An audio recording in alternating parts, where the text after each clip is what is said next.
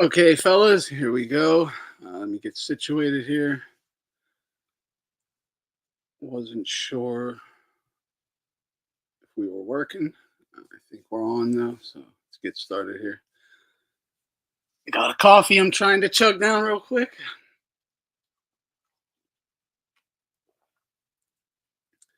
But let's where should we start? Where should I start? I don't know what's all happened since the last stream. Obviously, Canelo Crawford official. Keon Davis pulled out, fucking missed weight, lost the title. Him and his fucking bum brother jump Albright. That happened. Looks like Jon Jones is ducking Aspinall. That sucks. Lomachenko officially retired. Yeah, that sucks, but that was expected. I expected it. I'm surprised he even came back for the Cambosos fight. Yeah, that sucks though, man. It really does. Start with Lomachenko. I have some. I don't know if I can start with him. I have some stuff here though. Go to my lights or whatever.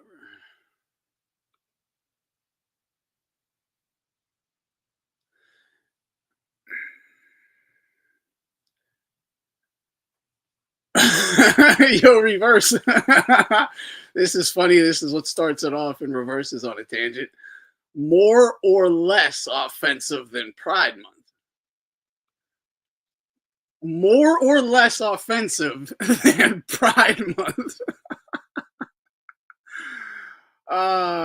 Bro, this is way less offensive. Way less offensive. I'll go. I'll go kick it with the homies and burn cop cars and drink cervezas. What? What's up, fool? What's up, fool? I'll go burn some cop cars, drink some beer. Yeah. I'm not doing leather G strings and swinging dicks though, so much less offensive. Sorry to start the show off that way. All right.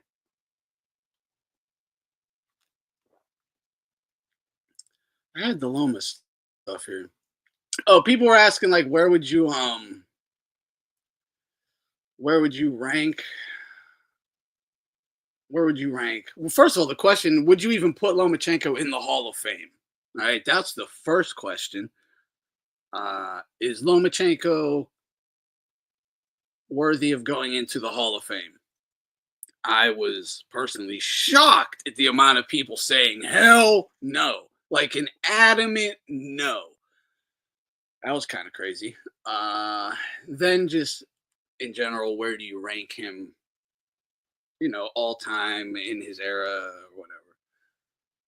Out of like his group of guys, like the dudes around his size and his era and all that, the guys his size and his era, those multiple weight classes, he's the fucking best.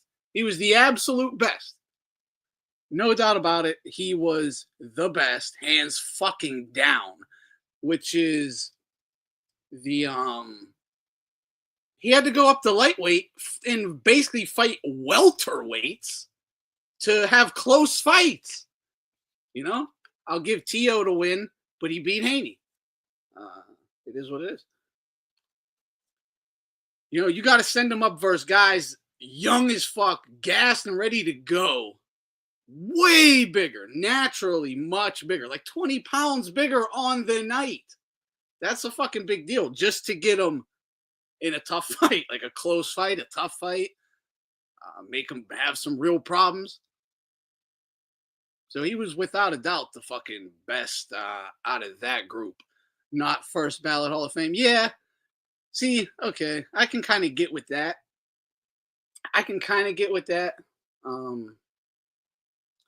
But this is where it gets a little tricky. I do understand that line of thinking. Just like, yeah, he's Hall of Fame, but not just first ballot right in. Pow. I can understand that line of thinking. There's also a line of thinking, at least the line that I have, where I'm like, this guy was, dude, Lomachenko got no favors besides getting an early title shot, which, like, let's be real. If a guy is ready to fight for the title, fucking throw him in with the champ. Like, if he's obviously just going to whoop any bum's ass, why do I have to see this dude go 15-0 or 20-0 versus tomato cans when we all know he's like the shit? He's a 2-time gold medalist, world's champion, killed it in the World Series of Boxing. He's the fucking man, and we know he can just go fight the champ right now, so do it. He didn't even do that. He got a quick title shot, obviously. That's the only favor. Other than that, the system was against that dude the whole fucking time. Bob Arum never did him any other favors once he got that early title shot, spread the money where it needed to go. He said, oh, there, we got the agreement. We can get you the early title shot signed with Top Rank. Boom. Once he signs the Top Rank, though, we got you, bitch. You ain't going nowhere. We got you. So no more favors came his way. They didn't. They really didn't, man. Arum never went out of his way to get him unification fights or cross promotions. And granted, it's not like these other guys were fucking eager to get into the ring with him, you know? And when one kind of was in Gary Russell, we got that fight. But Loma showed out a little too much. No one ever wanted the smoke again, you know, at that size. But yeah, he just, I don't know. It really sucks to just see a guy that good get jobbed. Like, to not have the machine behind him and push him like, you know, he's a fraud who needs help, right? A la Devin Haney or something, where the whole machine got to tell you how great he is, even though your eyes tell you he's a fucking bum, right? But not that. Just a fair. You don't even need the Terrence Crawford treatment or nothing. But you know, just a fucking fair treatment. Get him the fights, enforce the fights. It's sick. He got fucked. He got his career. He should have been. The guy really should have been undisputed in 3 fucking weight classes. Like, keep it a buck, he could have easily done that. He could have easily went undisputed in 3 weight classes, and no one would give him the opportunity. You know. And when he finally did win undisputed, what'd they do? Nope. Robbed. We're giving it to the bum who got Forrest Gump fucking ping pong balled all over this ring. But yeah, give it to him. Give it to him. Yeah, I guess that's a good one. If you give him what up, Jed Outlaw? If you give him the Haney win, he is first ballot. Yeah. Yeah. I mean, to me, I'm just putting him in on GP, on general principle. You are the absolute best of your group and era.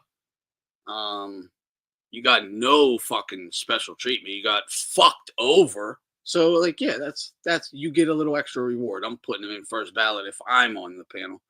But I can understand why someone's like second. On the second go around, we'll put him in.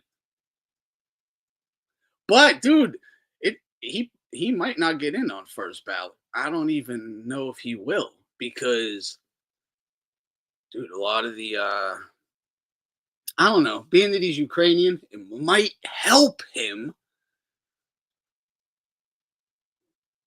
But, you know, I don't know. He is Christian. Just saying. That matters. That does. He got a lot of haters. Big haters. Big haters. Vocal haters. Yo, what the fuck is with this dude? What the fuck is with this goofball, man? You guys know who this dude is? Fighting in the UFC, you have to finish fights. You have to go for submissions. You got to go for kill. I think one thing about jiu-jitsu that's insane that nobody really thinks about is how violent it is. MMA. Jiu-jitsu? Super violent. Super violent. These dudes are always going to the hospital. thinks about is how violent it is. MMA fans love violence. And jiu-jitsu, if you choke someone and they don't tap, they die. But they tap. But they tap. He's like, BJJ is the most violent. If they don't tap, they die. But you tap. It's like part of the sport is to be a quitter. Part of your sport is to be a quitter. I don't think that trains the brain to win in a real world life or death situation. When you're up against it, someone does have their arms around your throat, and you can't tap out, motherfucker. You can't tap. So every time you get to that dark spot where it's like fight or flight, you are training to tap and quit, just not fight, die. That's what you're training your brain to do. Just tap and die. I'm not even going to give it my panther explosion and shake your bitch ass off me or bite you or something. Nope. Just tapping right away. Just saying. I don't think that's the good way to train the brain. You go for a joint submission, their arm will literally fall off, or leg. It's a very violent. Your arms fall off? Wait, what? Can someone show me an arm falling off? I've never seen someone's fucking arm fall off. Violent sport. And I think that this arm will literally fall off, or leg. For a joint submission, their arm will literally fall off, or leg. It's a very violent sport. What the fuck? Is he talking about like putting a gum band on like a finger for a year and it'll fall off? Is that the type of chokehold he's talking about? And I think that this rule set that Claudia and Techi and UFC developed, I think that it really makes the violence come out of jiu-jitsu where more people other than jiu-jitsu nerds could enjoy it. And another check this motherfucker's hard drive, yo. Check his hard drive. I swear to God. I swear to God. He's like 30 and he's like an 8-year-old boy and he loves to roll around with guys. Okay? He got the Chomo 5000 glasses on. He got the mannerisms of an 8-year-old boy. He's got a fucking beard and he likes to roll around with dudes. Dude, get F the feds. Feds. This motherfucker, dog. I swear. I don't care. He's Italian. He's a fucking disgrace. This shit is sick. other thing you ever watch the Rogan shit where he's like, talking about eating pizza, and he loves fucking pizza. Holy shit. And this motherfucker, dog. He advertises his love for pizza. Holy fuck, son. Holy fuck. Yo, Mikey Musso. You fucking sicko. You fucking sicko, dog. Oh, someone arrest this man. Citizens arrest immediately. Yo, immediately.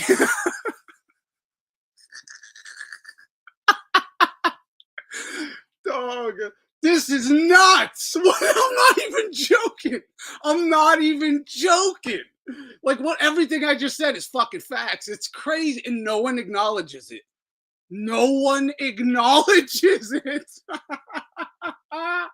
Everyone just talks to him like it's some normal dude. What the fuck? Yo, people are fucking retarded. Can you not see who this guy is?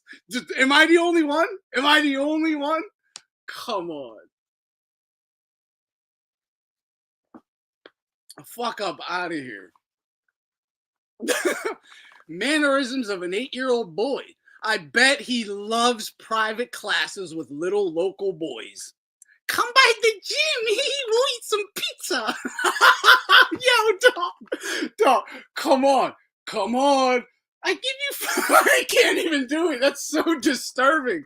It's so disturbing. Get this motherfucker in the pen. Put him in the pen right now. Yo, tell me some Diddy shit ain't gonna come out in a few years. Tell me some Mikey Musso Diddy shit ain't gonna come out in a few years. Who's waiting on the civil suit Who's waiting for the civil suit to drop?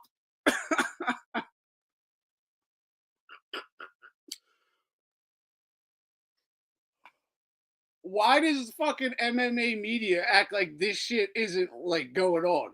No one addresses this. Whoo, buddy. Oh, hope other people see it. That girl, who is she?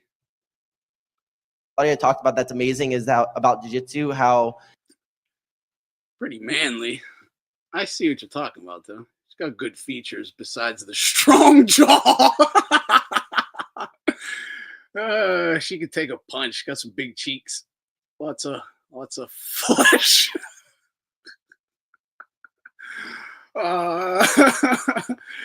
This guy is such a fucking weirdo. Fucking A. Fucking A. That's the comment I needed to see. That's the comment I needed to see.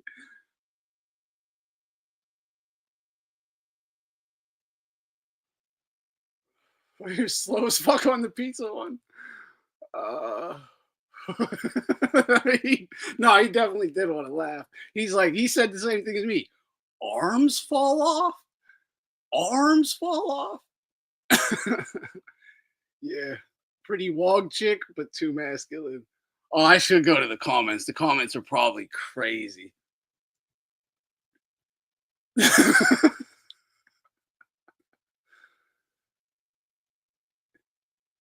Letting them talk is a huge mistake. Wait, they're actually doing a BJJ UFC thing? That guy had a great point. They're doing BJJ instead of Muay Thai, but not Muay Thai. I don't even want to read this anymore. That just upset me. I thought he was like pushing for it, not that it was actually going to happen. So there's more gay sex in the fucking UFC now.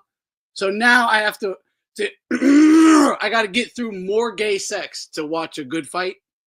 That's what they're telling me. They already have, dude. I just noticed this. I was talking before about how the UFC stacks these cards with like tons of women fights. Because if a woman fights shit, you just accept it, right? Because you're like, they're fucking women. It's a women fight. Of course, it's going to be a shit product, right? But if they just put out bum dudes and it was a shit product, you would acknowledge how horrible it was. But if you go look at these chicks' records, dude, they have like 50 fights. The guys will have like 10, 15, you know. The girls have 50, 30, 40, 50, because they have them fighting that much because they take no damage. You know, they just go roll around and whatever. It's, dude, UFC is fucking trash. UFC is so fucking, it could be so good. It really could be so good. They just fuck it up, man. They need to pay people more, I guess, in order to really like risk your fucking health like that. I guess they need to pay you more. I wonder what kind of money they could pay these guys.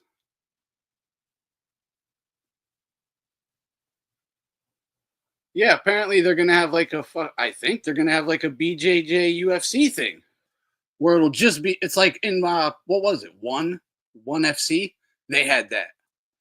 It would. They still do. I think it would just be a BJJ match in the octagon, like mid card, co-main event or some shit. Just a jiu-jitsu match. Yeah, bring back the pride rules. Some rigatoni? Who's talking about rigatoni? More testosterone than rigatoni? Okay, okay.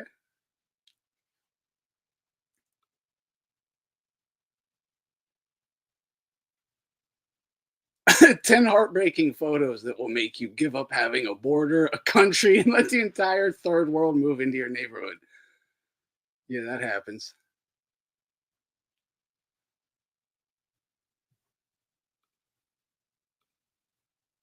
I don't know if you guys want to watch this. Nick Fuentes went off on Matt Walsh today, or I don't know. I saw it today. He kind of ripped him a new asshole. Rigatoni's fire, for sure. But the pride rules, yeah. I'm actually kind of geeked to see that new Rock movie. Oh yeah, all the sweet science nerd reading the post about Turkey. So here's what Turkey says. From this point on, I don't want to see any more Tom and Jerry type boxing matches where one fighter's running around the ring and the other's chasing them. We can no longer support these kinds of fights with Riyadh season and the ring. We want to support fighters who leave it all in the ring, I guess. Blah, blah, blah. I don't know. If there's more, I'm not getting to it. Stop fucking running. It's basically directed. I mean, to me, it seems very directed at Devin Haney specifically because he's the last one, right? Just had that horrible performance. That's the one that's fresh in our minds. But it's also, it should be like a kick in the ass. It's like a kick in the ass to Shakur coming up, who got a fight. Like, yo, I hope you don't think you're going to be running out there, right? But he's good. He's just going to do what he does. He's still just going to run or whatever, right? Or Skull, good one, Bernard. Forgot about that. Very good one there. Yeah, that was atrocious. But this is the other. As soon as I saw this, I was, the first thing I thought of was, what does Turkey think Terrence Crawford is going to do versus Canelo? Like, for real, what does he think Crawford's going to do versus Canelo? I'm really curious there because, like, think of any tough fight, any legit opponent. It didn't even have to be all that tough, but just a legit opponent for Crawford. It's the same thing all the time. It really started with Postol, got on his bike and threw a couple fucking haymakers at the end. Sean Porter, got on his bike, does really nothing, losing, close, but losing. Starts throwing some haymakers. Last couple rounds, pulls bells himself out, right? Bells himself out. Madrimov, same thing. Close, but losing. Doesn't really do shit. On his bike. Last couple rounds. Starts throwing something. Was it enough to bail him out? That's up to you. Still goes to the cards. But that's just what he does. That's who he is. That's his nature. He's never going to take any chances. Or he's not going to take any chances. He ain't there to leave it all in a ring. He's not there to put on a show. He's not there to show you he's the baddest motherfucker in that ring or on the planet or anything. He's there to skate by, maybe catch you with some shit, and that's it. That's it. That's the harsh reality of Terrence Crawford. Harsh reality right there. He's just there to skate by, do the minimum, maybe catch you with some shit, I don't know. So what do you think he's going to do versus Canelo? Oh, he's just going to fucking start letting his hands fly, right? He's just going to boom, boom, boom, boom, boom, pins, pivot, bang, bow. What the fuck out of here? He's going to run, pot shot, run, pot shot, run, pot shot, clinch, wrestle, fucking run, pot shot. Come on, man. That's all it's going to happen. So, and that's, maybe he does open up in the championship rounds. If he's still around, maybe he opens up, right? And we get a couple good rounds. Maybe someone gets hurt. But, yeah, I don't know.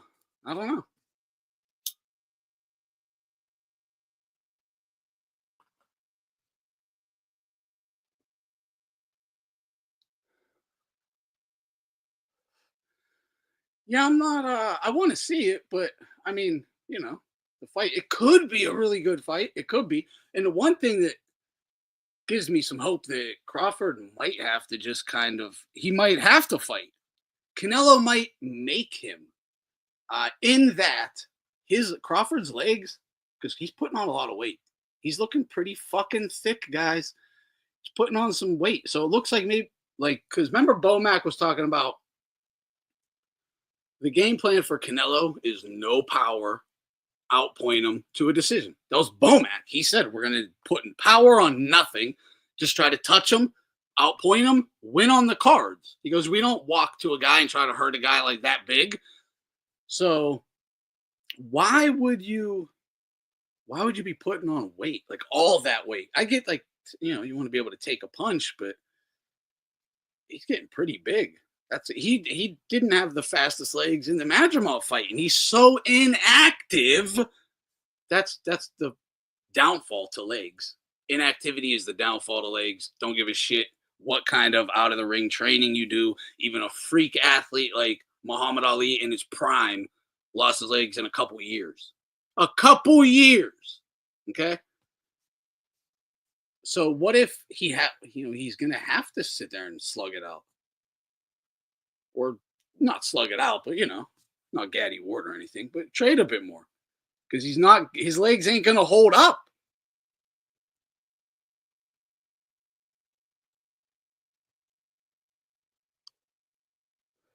What? You gotta be shitting me. Wait. The fight is gonna be in a 16 by 16 foot ring? For real? Crawford and Canelo. Is that for sure?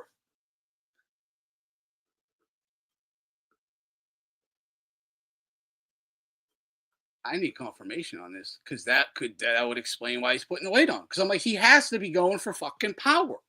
He has to be going for power and strength, just strength and power.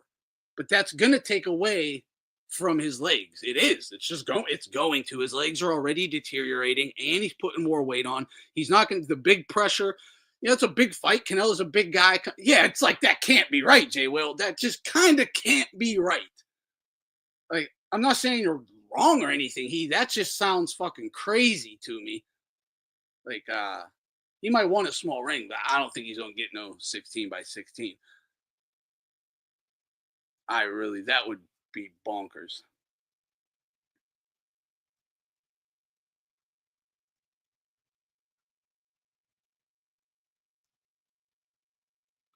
Thought it was gonna be a 22 by 22. I'm thinking like it'd probably be like 20 by 20. Yeah, but dude, that's what I'm wondering. That's what I'm wondering, Jerson, right there. 16 by 16. Like, that's fucking nuts. Turkey's like, nah, nobody's running anymore. Jet says that's like the ring we had at our gym. Nowhere to hide. No, it's like the same with mine. That's probably what mine was. Is. Same thing, yeah. Yeah, I don't see that. I can't see that. I mean, hey, I'm not saying it's not happening. I would like to know. That's all. That would be awesome. It would be awesome. It would explain why Crawford's bulking up. Someone's taking a seat. They might not take a nap, but they're taking a seat. Okay, the smallest ring legally in America is 16 by 16. The biggest is 24 by 24. Oh man. Yeah, it might be a little tight. They might have a little tight ring, I don't think it'll be 16 by 16, but it might be snug. It might be a little snug. That's the only way to ensure that you get an exciting fight. It's the only way to ensure you don't get Pacquiao Floyd all over again, right? You bring all these eyes onto the sport, and then you put them on a fucking soccer field. But one's a runner, and you put them on a soccer field. Like, this is not going to be a good product to deliver to the casual boxing fans. It's just not. But if you want to live vicariously through somebody or something, then okay, I get why you would want a bigger ring. But for the general overall good, now 16 by 16, that's kind of fucking crazy.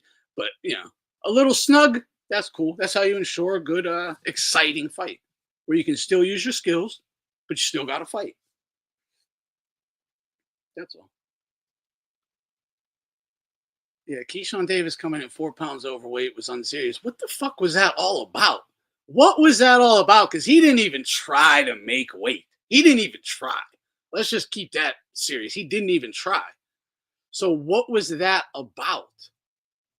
Was he worried about De Los Santos? That's kind of hard for me to envision, but could be. Was he worried about? I don't know. Or was he a little worried? Is Shakur putting all kind of scary little bugs in his ear? Well, that guy's way better than you think. I don't know. And they were like just trying to look for a cheat, like an advantage. Like, well, fuck that title anyway. I'll fight him, but I'm gonna pull like a Ryan Garcia or something, come in heavy, and then De Los Santos was like not going for it.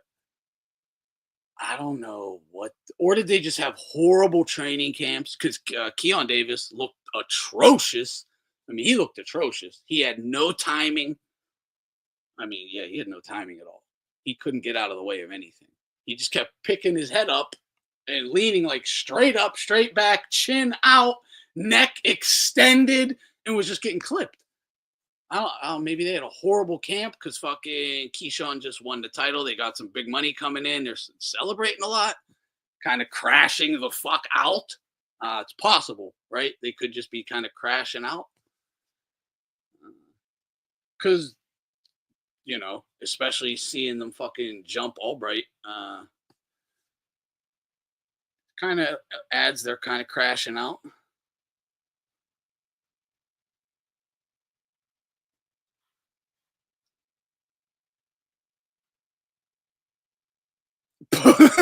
Put signs up. No running allowed.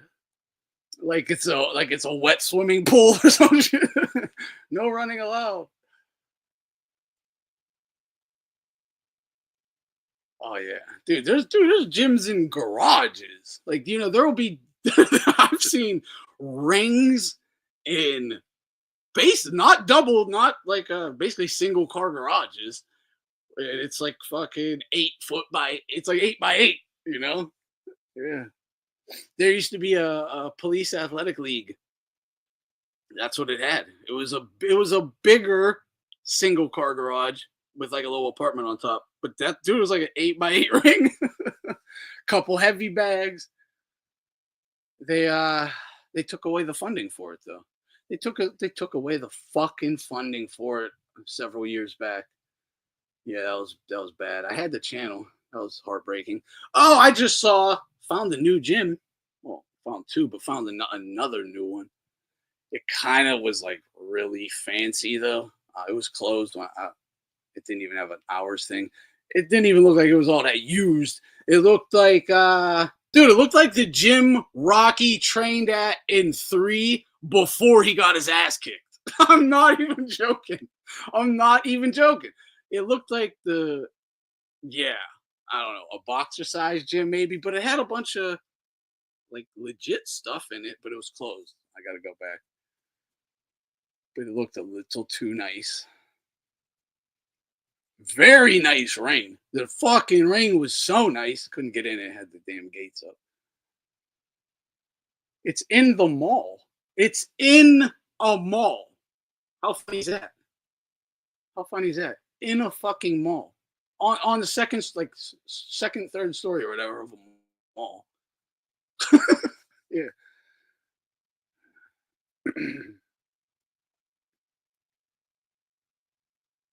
They're calling Turkey anti-black. Turkey's going to sacrifice their number 1 American fighter. They definitely are. Well, look, to keep it a bean, he is talking about the black Americans. That's who he's talking. Like when you say, fucking, I don't like runners.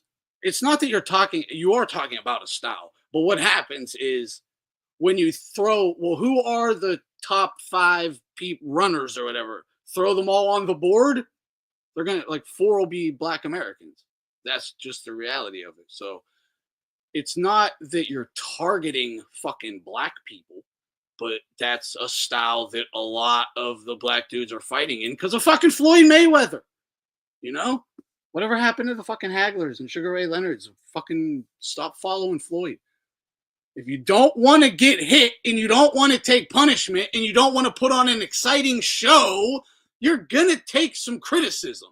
Have a fucking thick skin and handle it. Or do something about it and beat some ass.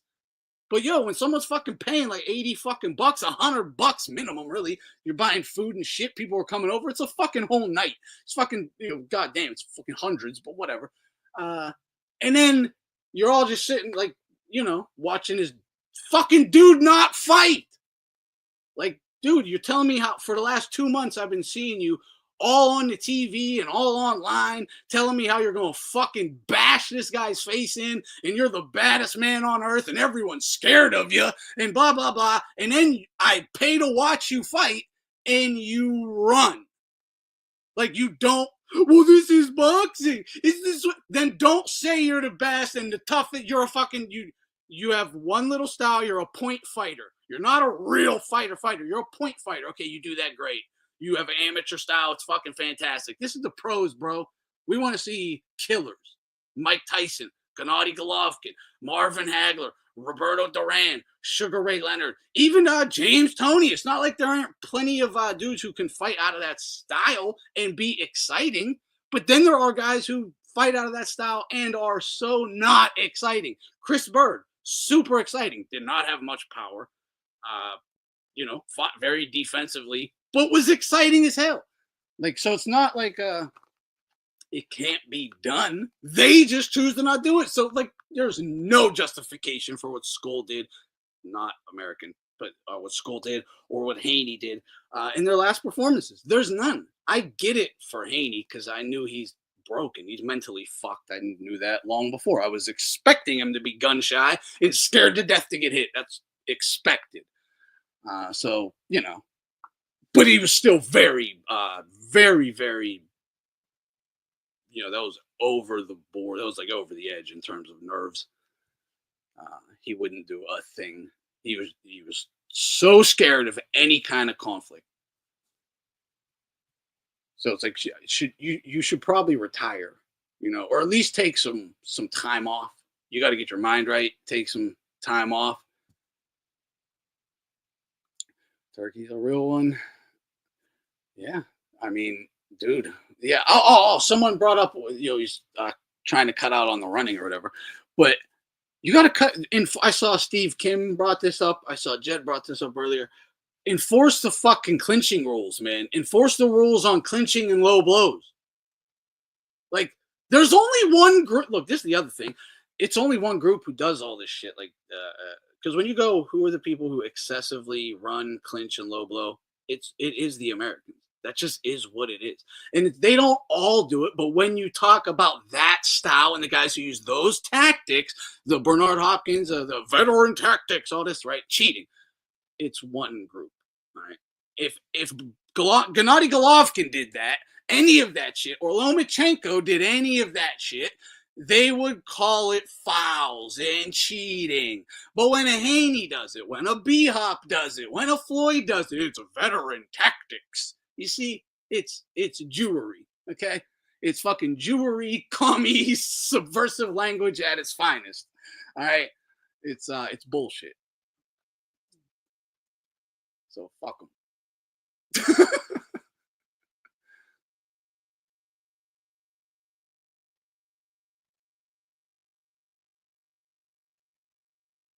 A little behind. Pernell Whitaker, yeah, another good one, yeah. B. Bivol, not Shakur. Yeah, Bivol, he's a boxer, right? Sweet scientist, stays on the outside, keeps range, but will piece you the fuck up, too. And he'll unload. He's there to really whoop your ass.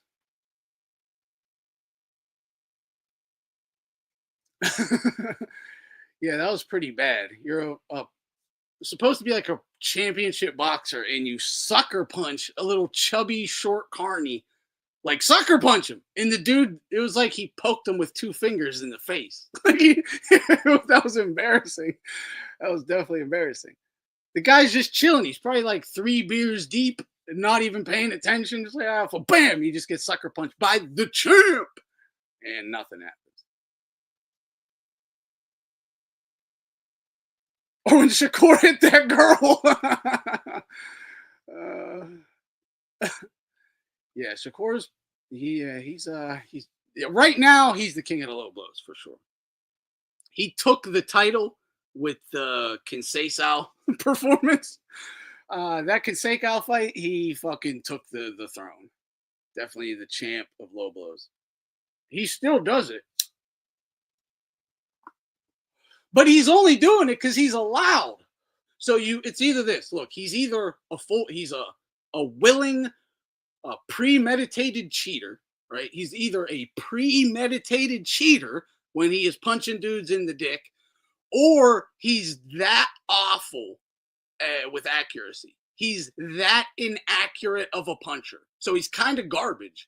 Like he's aiming for your solar plexus or your belly button and he hits your balls. So what is it? You know? He's kind of trash hand-eye coordination, or he's a premeditated cheater. You know?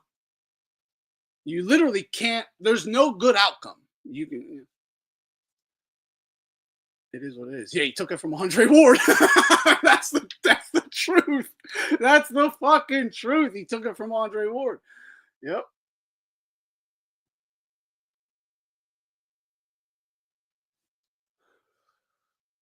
Yeah, Ward gets no love.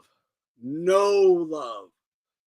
Even when he tried to come out with his little podcast, and he talked about it like on air.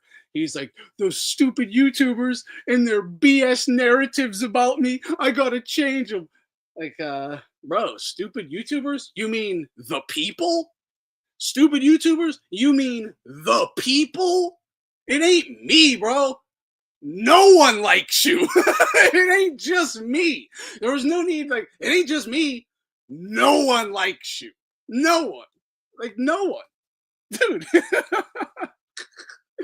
No one. Who are Ward fans? Who's a Ward fan?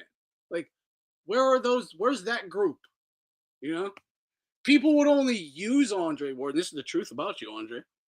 People would only use your name or you to like target a guy they didn't like. They never liked you. They would just use you as like a crash out missile to go target someone they didn't like, a la Golovkin, Kovalev, things like that, right? But no one ever liked you. Yeah.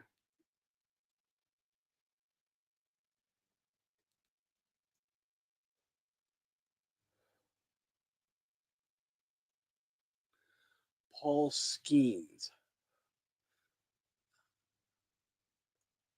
Who, the electrician? Was he low blowing the electrician a lot? I remember I think I heard people saying that, but when I watched it, he did throw a few. But I didn't think it was anything all that bad. I don't mind a couple or whatever, but I didn't think he was that egregious that I remember. But Paul Skeens, I have not. Where's he out of? I could look that up.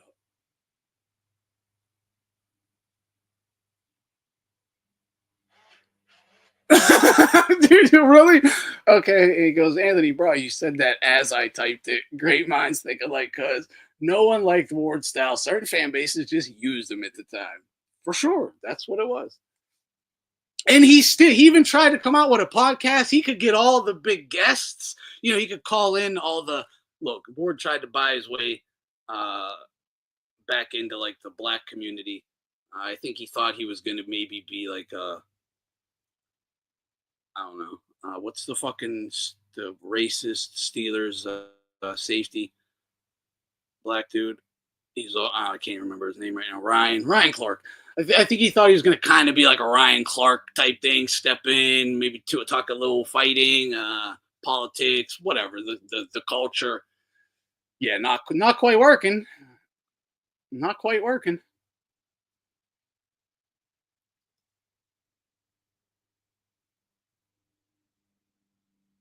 Yeah, there you go, too. Exactly. Like B-Hop, plenty of fans.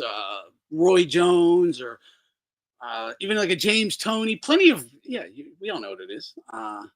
Yeah, Ward just don't have fans. I don't know. He never connected with the people for whatever reason for anybody, going all the way back to like the Super Six or whatever, little tournament they had on Showtime.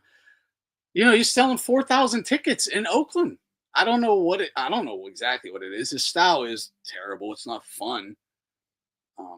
And especially in that era, like in that era where dude, there were killers and they were exciting. And then he came along and it was like, ugh, it was just bad. And he tried to, he should have just embraced I'll just be honest, he should have embraced the villain because he is a villain. Like, he is a bad guy. Like, he's not like, I don't know. I don't want to say he's a bad dude, but he's not like a fucking good sportsman shit. He's not a good sportsman. That's for fucking sure. Okay. He doesn't have like honor and respect to his fellow competitors or whatever. In any way. He wasn't very honorable in terms of like his word, in terms of like a contract with the man who made you. Like, you know, when someone puts you on, when someone brings you into an industry and puts you on, and they never did you dirty, you just want out of the contract because you want to go get bigger money somewhere else and be like, "Fuck you, I used you. Now I'm moving on." Ugh, you know, that's not good. You can't do that, man.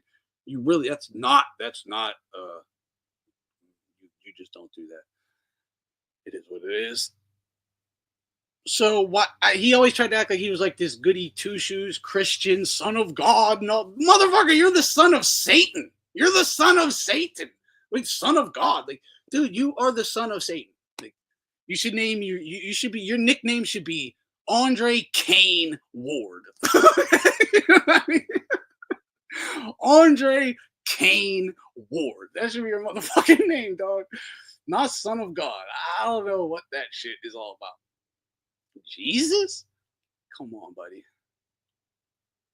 I don't know. I don't know.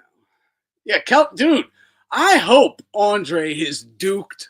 I hope Andre has duked Max Kellerman at least 50 cash. At least 50 cash. Okay? Because the amount of fucking promotion and, dude, Max Kellerman, like, almost single-handedly talked Andre Ward into big money fights. You gotta, dude, Andre, you gotta duke Kellerman 50 cash, and I would never say give his people anything, but he really did help you out. He really did.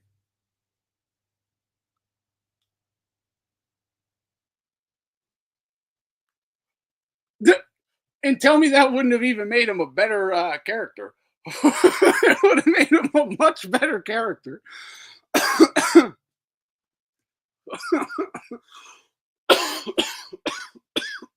Fuck.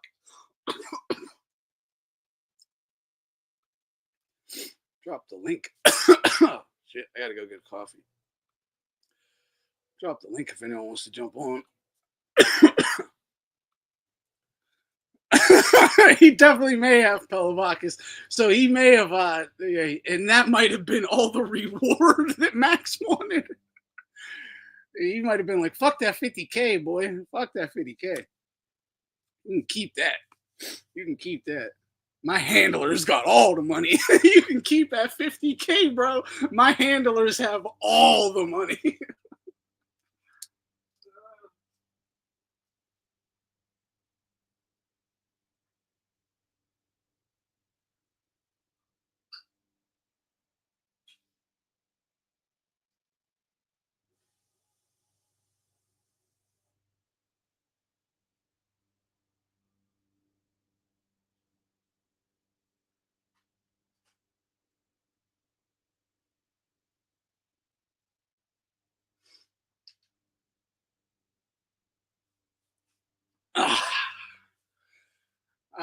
His best win, Ward's best win is Carl Froch to me.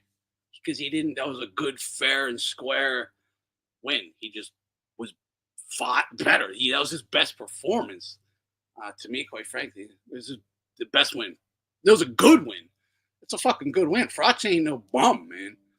Froch is the fucking man. And he beat him fair and square.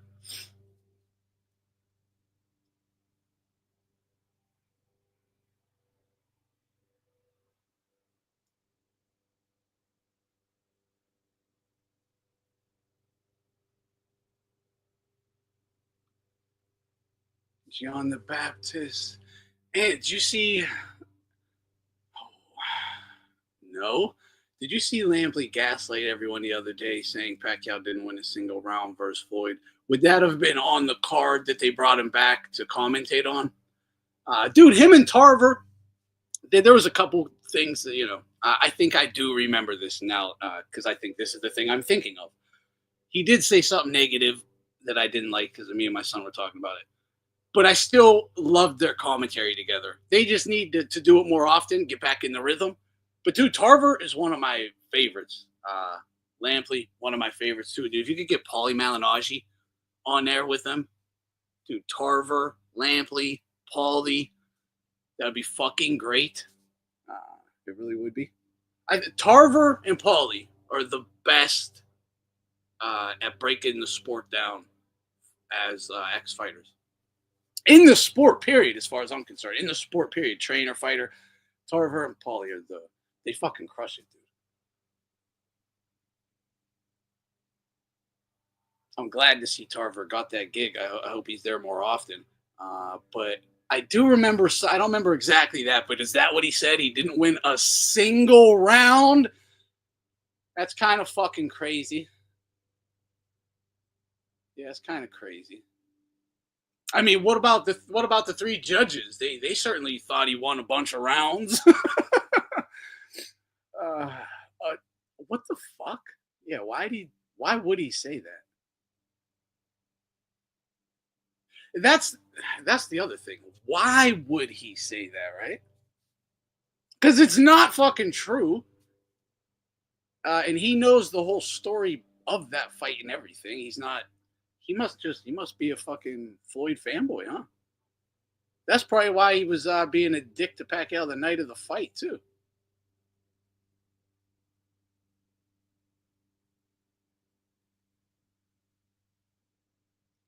A lot of people say Calzaghe ducked Froch. Yeah, that was talk there towards like the end of that would have been a hell of a fight back then. It would have. Man, I'm just envisioning that fight right now. Calzaghe would have been piecing Froch up for 6-7 rounds, piecing him up. But Froch would have closed that distance, and it would have got ugly. Probably would have been a clinch fest in like the last 3 rounds. Calzaghe might have got hurt, though. Probably would have. That's a tough fight, and it would have been close no matter what. I can already see exactly how that fight would have played out. It would have been tough for both. Both guys would have had a claim to win. I'm telling you, that's how it would have went. Both guys would have had a claim to win. It would have been super close. Froch would have came on at the end, started landing big shots. Calzaghe's hands would be hurting. He'd be a little gassed. Yep, that's that fight.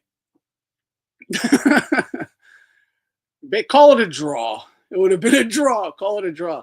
I think Calzaghe, prime Calzaghe, prime Froch. I'll go prime Calzaghe. Calzaghe at that point in time versus Froch at that point in time.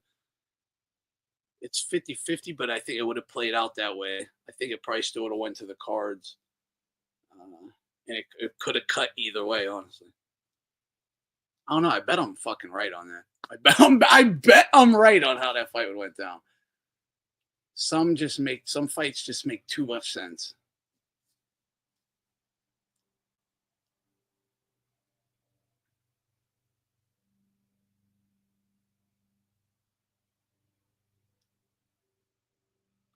Oh, Santos got paid?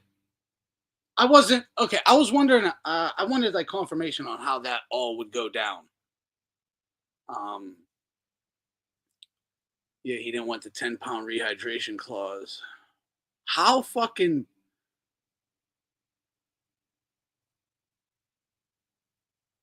Yeah, he's a big dude. I don't know. I wouldn't even. He didn't want the fight. He didn't because he didn't look. Look, Keyshawn did not look drained or anything on the scales. He looked like he could have fought right then and there. So he's still allowed to put on an extra 10 pounds. He should be more than fine. If he's that guy, that's for damn sure. And he's been training. What the hell? You didn't even cut weight. You should be good. So he probably just didn't want to fight. And one thing I noticed is, dude, Lampley and Tarver were calling out. So they were making fun of fighters for doing the bullshit. That was the one thing I really liked about their commentating too. They made fun of people they were so-called hating, right? So-called hating. No, they're calling out pussy bullshit, and they were making fun of it, which was great. It was some man shit. All right, I'm tired of these little fucking pussies. Take your tampon out if you're gonna fucking talk boxing.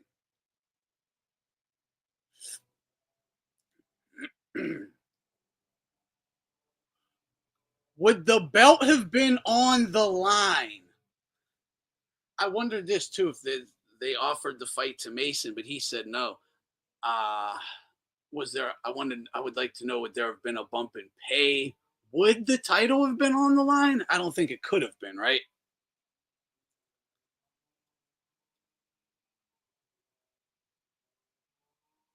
That's a tough call. That's a tough call. You might want to jump at that even if the title ain't on the line. I don't think it could be. I guess it could be. If they wanted to put it on the line, why couldn't they? It would be up to the sanctioning body, right? I don't know. But, yeah, that's a tough call. De Los Santos isn't someone you want to take on short notice. That's the problem. He's tricky.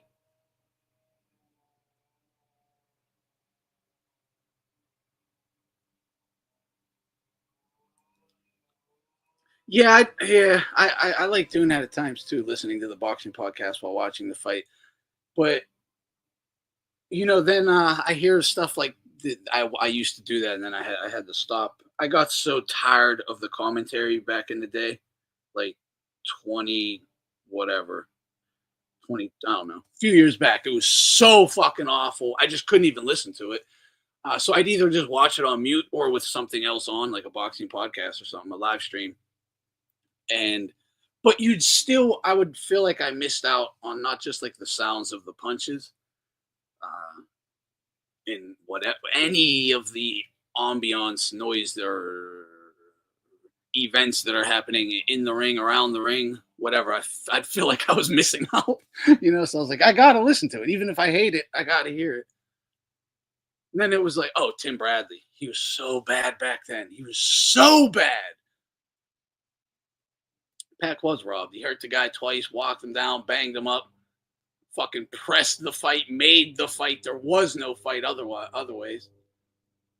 Pac was robbed. That was a big mistake in boxing. It would have sent a clear signal to all future runners.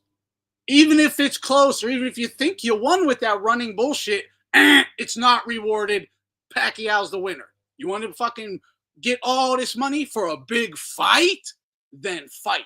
And didn't he tell us for 2 months straight, I'm going to knock this little dog eater, blah, blah, blah, out, right? And then he ran like a punk and got admittedly hurt twice and ran the whole fucking fight. Don't even want to hear it. They shouldn't have rewarded Floyd with the decision then, and we wouldn't be in this mess now, where Turkey's like, dude, I got to put him in 16 by 16 foot rings. You wouldn't have fucking, guys would be like, oh, we got to let our hands go a bit more. No, we can do nothing and still they'll give it to us. We just got to survive, guys. That's it, right? We just got to survive, guys. Because the likes of Max Kellerman, the likes of Tim Bradley, they're going to be there to brainwash the fucking sheeple who don't have a fucking clue what they're looking at, that we are the best thing since sliced bread. Yeah. Triple G Froch would have been great, but Froch would have been up out of there early. He's too ballsy. He would have took a beating. And he swung too wild. Golovkin, too, he was way too sharp then. Way too sharp. Yeah, it would have kind of been a whooping. But it would have been great for Golovkin's career at the time. Floyd era is dying with a whimper. Yeah. It's definitely on its gasping breath. It's finally leaving. And it's not.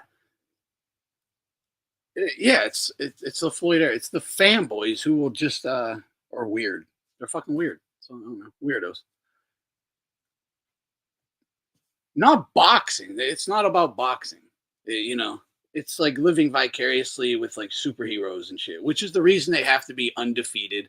Because if they even take one L, it's like, oh my God, the guy isn't invincible. So it's like, yeah, dude, he's you. He's you. A fighter is no different. They're you. It's me. It's your brother. It's your dad. It's you. They're just dudes. Like, what the fuck? And people be looking at him like they're, I don't know. It's crazy. It gets crazy, right? It gets crazy. The belt was on the line. Oh yeah. He should have jumped at it. He should have jumped at it. It'd be risky. It is risky. But if the belt was on the line, he should have. He should have. Yeah, I don't. Yeah, I don't know. Mason's. I'm seeing development. Like his defense has gotten tighter. That's great. I like his he's not rushing. He's not rushing into things as much as he was since that fight where he got fucking dropped. In the 3 fights ago or whatever. He's been taking his time a bit more, keeping his defense tight, keeping his hands up, picking his shots. Yeah, I'd give him a bit more time because you can see the development happening. Like he is learning and developing. He's getting better. He is chinny though, huh? That's a problem. That can be a problem. But he kind of for fighting out of. I like his style because he keeps his defense tight. You either got to have a hell of a chin, like Floyd Mayweather, or like a James Toney, even a Sugar Ray Leonard or something. You just better have a hell of a chin because your chin's out. But he keeps his hands up, so he still got some hope.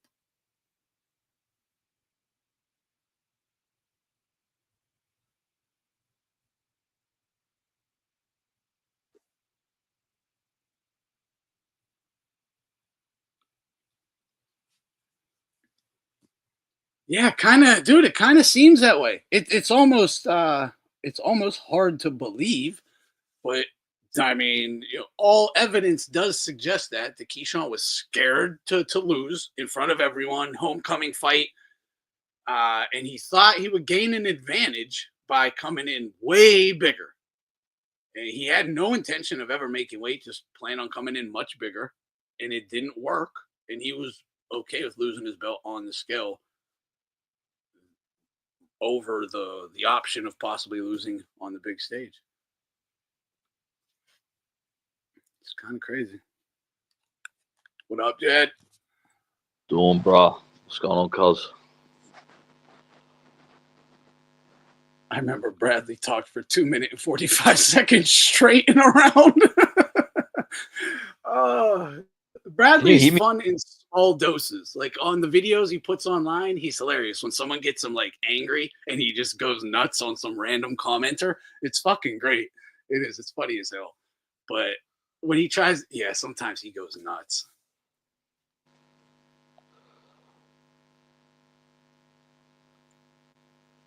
Yeah, Senior was shitting on his son in that. Yeah, he was. Why are you fighting scared? How are you winning a fight if you're fighting scared and like so scared it's having to be brought to your attention multiple times? Like, and that you're fighting like a bitch. Didn't he say you're fighting like a bitch? Correct me if I'm wrong. I think he said you're fighting like a bitch. Which means you're getting whooped, son. They're going to take this fight from us. What are you doing? Was that in the corner? Yeah. Senior said that to I think you might be right, bro. I think that just came back to me. But bro, come on, no way he would have been impressed with that. Like he knows Floyd's bigger than Pacquiao. Like, you know what I mean? Bigger. Like he knows. Yeah. He knows Pac. I was also going to say he knows what his son was able to do and what Pac wasn't. You know what I'm talking about? Yeah. Like he ain't happy with that, bro. Fucking just winning a decision like 8-4, 7-5 or whatever the fuck. Even if you know.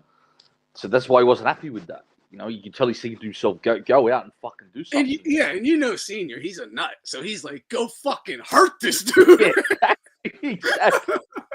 And Senior's like, go hurt this guy. yeah, and you know what I just realized as well? And Senior hated Pacquiao because Pacquiao destroyed Hatton and De La Hoya, like two fighters he like was close to, or he trained and stuff like that.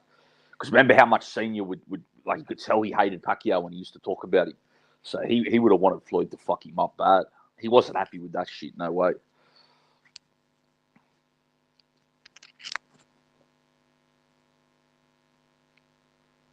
Floyd Cotto fight was a lot closer, and you remembered. If I had Floyd 7-5, Yeah, I had 7-5. Cotto could have won the last round. Could have been a draw, but he got fucked up. Yeah, he got hurt at the end. Yeah. I actually feel like Floyd let him off the hook for some reason at the end of that 12th round. It's like I don't know, maybe he didn't want to. He was just that safety. He's like, oh, I've rocked him. I'm not going to go in, Yeah, it was a good fight, though. But yeah, Floyd Sr. is more offensive oriented as a fighter, as a trainer than Roger, and even Floyd himself. Like Sr. was the aggressive one. Yeah. I think Roger had the most power. I'm sorry, I meant the other way. Yeah, I know. Yeah, I know what you meant. I actually think Roger had the most power out of the three of them, but he was still like more. He just he boxed on the outside and looked to just land at range. Whereas, like you said, Floyd would let his hands go the most. Floyd Senior. But that also still lends even like more credit, like Senior, who would, like he said after the De La Hoya fight, by the rules of boxing, you would have to give it to Oscar. By the scoring system, you would have to give it, but it's like a guy who even understands that is still like, kid, you're not doing enough here at all. He's like, they're gonna take the fight from us, and you're fighting like a bitch. Yeah, he was having a breakdown of a thing. Yeah, he was. He definitely was. Imagine if this little motherfucker wins a decision over us, Yeah. He's like, it's all over, bro. Yeah. Have you seen his fight with Marlon Starling? That's a good fight. Yeah, it's on YouTube. Floyd Senior. I have. Yeah, that's a good fight, brother. Floyd Senior can't fight. Lee Priest. Yeah, I know who Lee Priest is. Lee Priest. He's talking to you though, Jed. He says, "Is the white man from Australia? Do the Aboriginal women look hot? Have you shagged any by any chance? Have you heard of Lee Priest?" He has all kind of questions. Hey, Anthony can ask the Aboriginal one for me. He loves them. He loves them. He loves them. Yeah. Like I grew up in the what African Americans are in Harlem. I grew up in an area like that for Aboriginals. So, I grew up in the heartland. Yeah, it's one of the unique things about Jed. He's like, I fucking love these bitches. Yeah, but I grew up, bro. I grew up in public housing. It was all Irish and Aboriginal. That was the main mix, So yeah. Irish and Aboriginals together. That's why the area was crazy. Jed likes the high yellow. Jed likes the high yellow. Yeah, but your women are still my favorite. You're like Italian, Greek, So that's still my favorite. So yeah. Dude, I just saw this video. Just constantly, it's always on X, I guess, but it popped on my feed again of the constantly. It's all from dusk till dawn shit with Selma Hayek on doing the dance. That I just saw it again today. I'm like, that was like the hottest woman ever. Yeah, that's one of the baddest bitches ever, 100%. Like, it was just kind of unfair how hot she was. Well, a lot of it's the mix. Remember we were talking about it here one day. She's Lebanese and Mexican together. So that's what you get. Oh, dude, and she actually she got a nose job. You know this. Yeah, that's what we're talking about. We saw that photo. She looked way more Arab before she got that. She looked hotter then. I like the fucking ethnic nose. Her nose is fine now too, but I like the other one was great. Yeah, I liked it better like that too, cuz. Yeah, dude, and that was her little visa photo at 18. She was the baddest chick on earth. Yeah. They were like, oh yeah, she gets citizenship. She gets citizenship.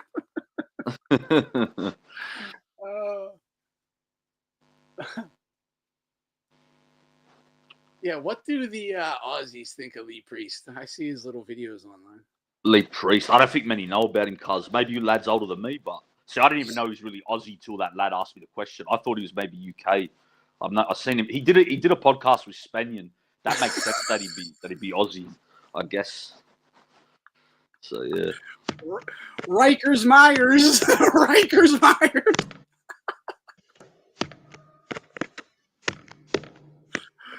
Rikers Myers like a motherfucker, dog. Random. I just scrolled and Rikers Myers pops up. Don't know what to say. Gavin Newsom would appreciate it if you didn't retweet this video of him apologizing for getting caught fucking his campaign manager's wife. Yeah, that's a loyal guy. The guy who put you into power. The guy who went out every day and broke his fucking back managing your campaign, running all over the fucking creation, making contacts and deals. And you just sat there calling donors in your office all day.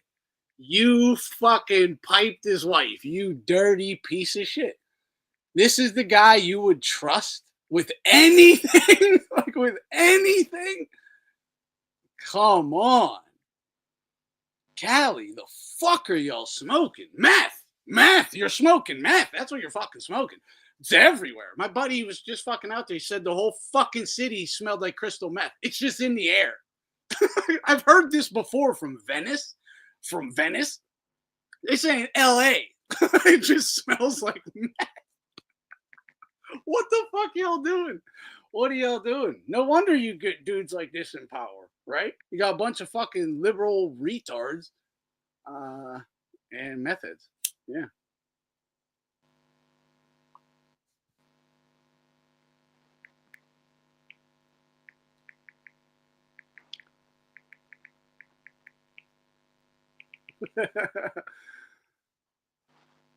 New scum, facts. Ziz. Was used to see Ziz out. That guy was great. Dude, I just saw a video of like California in the 50s. It was 1951, actually. It was 50s. I think it was 51. Dude, I was like, damn, in Cali, like LA in the 50s, just Cali or wherever, in the 50s would have been a hell of a time to be alive. I've seen them videos too, the ones where they like color it. Are you talking about that? Yeah, exactly. You know, that's like looking, bruh. That is as close to like real footage, like HD, as like LA Confidential. Remember that movie in the 50s? Yeah, that's exactly what it was like. That's exactly what it was. You think you see Mickey Cohen walk out of a club or something, bruh, when you watch them videos. That's what you think you're going to see, you know? Dude, what's up with Texas banning all weed products, all porn, and what else? They banned something else too. Weed, porn. What Texas banned? They fucking banned weed. They're supposed to be about freedom and shit. They're like banning weed. And I guess porn too. Porn and something else, I'm telling you. I'll tell you what they need to ban, bruh. The fucking boxing commission there. That's what needs to go. They fucking need to ban that, bruh. Oh, that's where you go when you need favors. The dads don't like me dipping my chicken nugget in their barbecue. I can't blame them, though. I grew up in a race gang. Damn, son. Okay. Yeah, I hear you. No, the dads definitely don't. I can't blame them. And that's fair game. That's cool. Cali was a paradise once. Perfect weather, chill. It's like Mad Max. It's the Thunderdome. It's the Thunderdome now. You got to get it. Yeah, this is funny though. Skill-based matchmaking. 7 Nigerians detained for scamming 350 Indians. That's pretty good. That's pretty good. They're tearing shit up.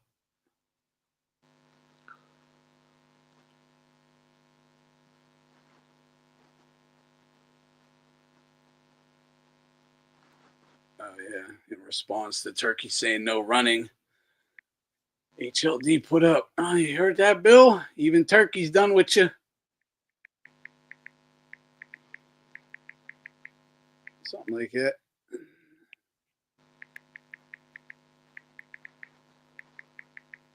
Libtards, when a family 2,000 miles away gets deported. Libtards reporting their own family to the FBI on January 6th. That is kind of crazy. I was just around someone who had suicidal empathy. Like real deal, thought it was for all the right reasons, like true. Wait, what does that mean? They agree with it or something? Like they like, okay, think about the people who go and like would save the whales or whatever, right? They'll go, just some fucker from Iowa will hop on a giant cruise ship thing with icebergs and storms and waves that'll capsize their ship, going to like chase off some Chinese poacher guy, right? Who's gonna shoot an AK at them.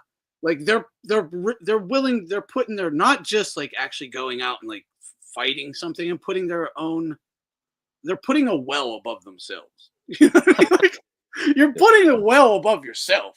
And there's already people out there doing it. Like, there's already people out there like saving the whales, and you're going to say, like, what are you doing, man? They don't need you.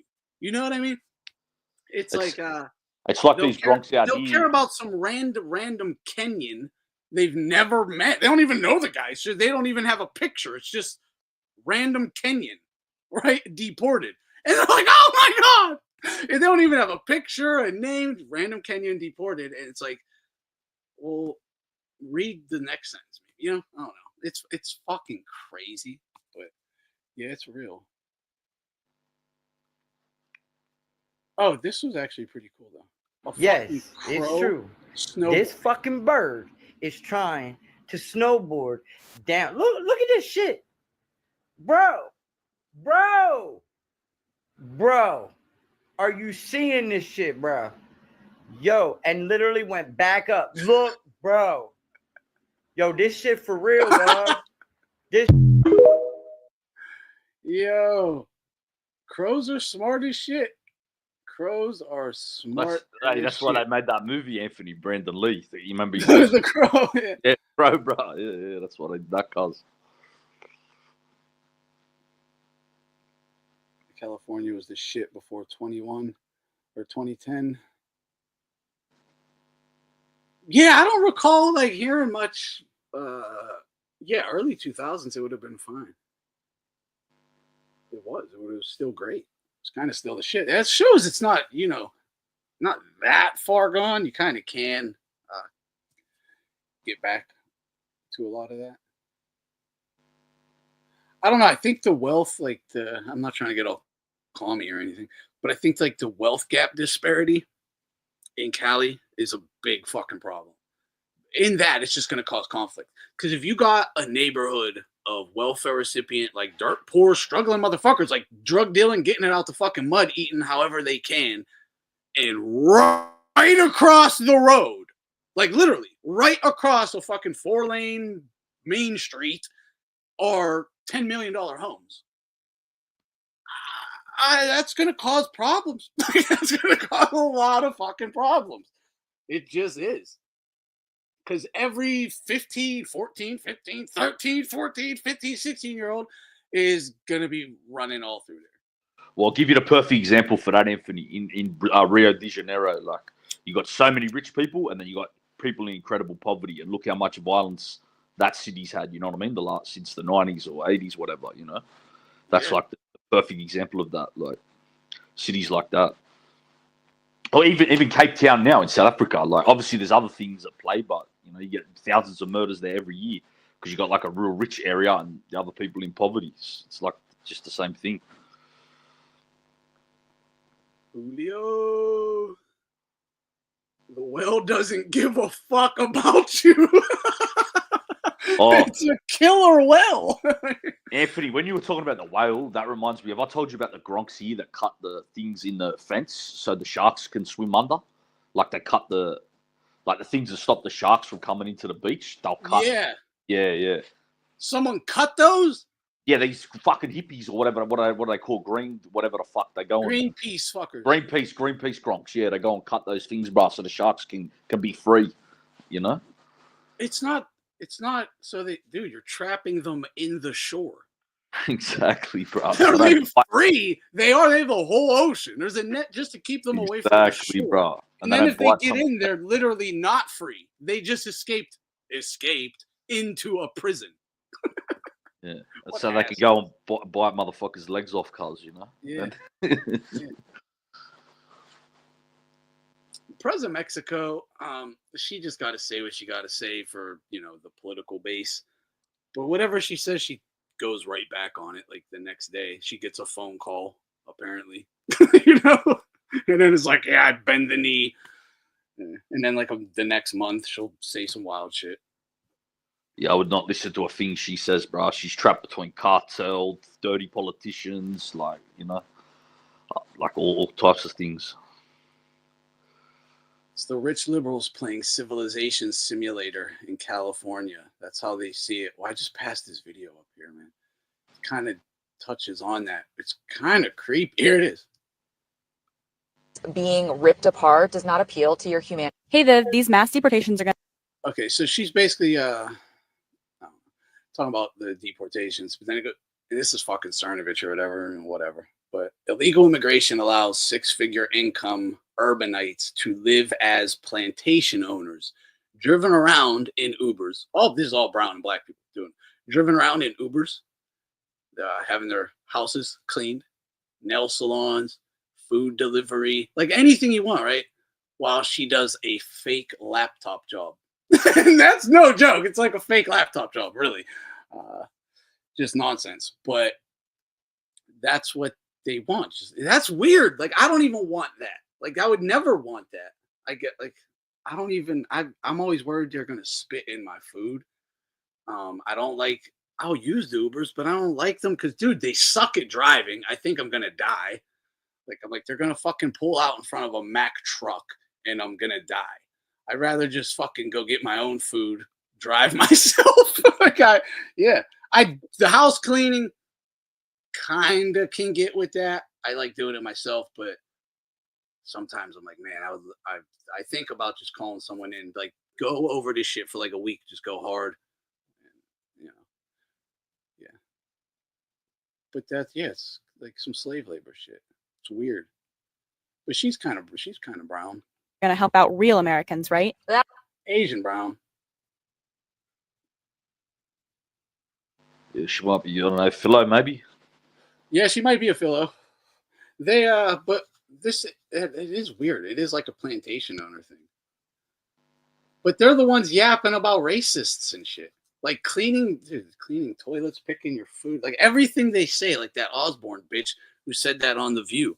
It's like, who's going to pick my fruit and clean my toilets? Like, and she was dead serious. Like, how could you fucking say that shit? Me at the slightest inconvenience. Get the fuck out of here. You have no idea. You have no idea. This is it. My hand, same thing. Get the fuck out of here. Just get the fuck out of here. The slightest inconvenience. Get the fuck out of here. Precise fight film. Salute. Hipsters moving into the barrios, raising up the rents. Oh, I bet. They're doing that everywhere. Everywhere. And we like with this level of globalism, I was thinking about this. I don't know. I haven't really thought this out. This might be stupid. I don't know. You could enlighten me maybe. But should foreign nationals be allowed to own more than one home in our country? And should foreign national corporations be able to buy homes, property that is not doing tangible business-related work, not an asset?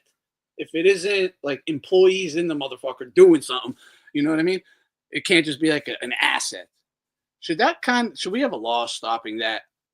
Because that would really, it's making my, I mean, if you're a homeowner right now, your house is worth so much more than it really is. Hey, Like, Brian, even from your country, and I'm going to give you the answer. Fuck no, they shouldn't be able to do that, cuz, you know, no foreign national organization should be able to do what you said, number 2, you know. Yeah, because it's crazy how, like, it's inflation. It's not real, but, like, our homes are supposedly worth so much more than they really are. Like, you could definitely, I mean, you'd have to go buy another one for a inflated price, though. So, you know, it's fucking wild, though. It's weird. But it's because of, first of all these illegals jack up the cost of homes, rent, cars, gasoline, supply demand type thing, right? But also with the homes, it's these foreign national corporations and foreign nationals in general. They're doing it real dirty in Canada. Like I don't even know how Canada gets out of it without like stealing property. What's the main group that's doing it in Canada, Anthony? What's that? What's the main group that's doing it in Canada, bro? Asians. Yeah, that's what happened here. I was gonna say, because that's what happened here, bro. Like that's what they've done, you know, bought up half these cities and stuff, doing things like that. That's just what they did in Canada. Yeah. Dude, I was thinking about opening up a coffee shop. I swear to God. I was like, it's going to be coffee shop, pawn shop in Delhi. Coffee shop, pawn shop, Delhi. Get all the business. They have it like an Amsterdam type coffee shop, bro. Have a bit of something. For real? No, for real. Yeah. Fuck yeah. Fucking earth. In Thailand, a foreigner can only own 49% of a property. That's true. Yeah, I've heard that before. Lads I know that have places there, things like that. Yeah, I didn't know it was 49%, but it makes sense that it is. Yeah, Mexico doesn't let you own property outright. See, this is the thing. When the this is like a new form of globalism to me, because the world's always been global. Like people had free travel, could move to, if it's natural, and like me and my son, my family, like, hey, let's pack up and move wherever, right? And we go through and fucking do it. Like, that's fine, right? Like, no matter where we want to go, or whoever wants to, if you can do it, go ahead. It can't get like wild, but that's natural. When people are left to their own devices, you don't have these kind of forced conflicts, like forcing people onto each other. This isn't natural. Like, it's not natural immigration or anything. So when you're like, you see in like the UK, they're like, get the Muslims out of here or whatever. It's like, oh, you got something against Muslims. It's like, no, if the guy they might have had a Muslim neighbor for 30 years. It's like, this shit ain't natural. What is all this? You know, like where'd this come from? No, it's fucking nuts. And that's just, yeah, it's not natural. Like, and that was the thing with America, being that it's so big, you know, land of the free, whatever, you can buy a place up. But now with this like new globalism, like financial domination globalism or something like that, right? Yeah, it's getting a little ridiculous in terms of the amount of just assets these corporations are buying up. And, you know, can't really do they're just stale properties. They're just completely stale properties.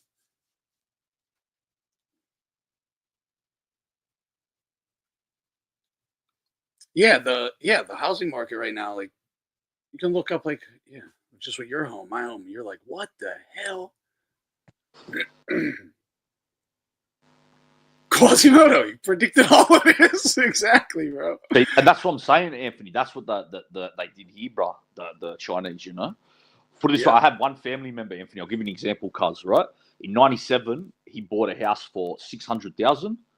They sold that house in 2006, 2007 for $1.8 million. Yeah, exactly.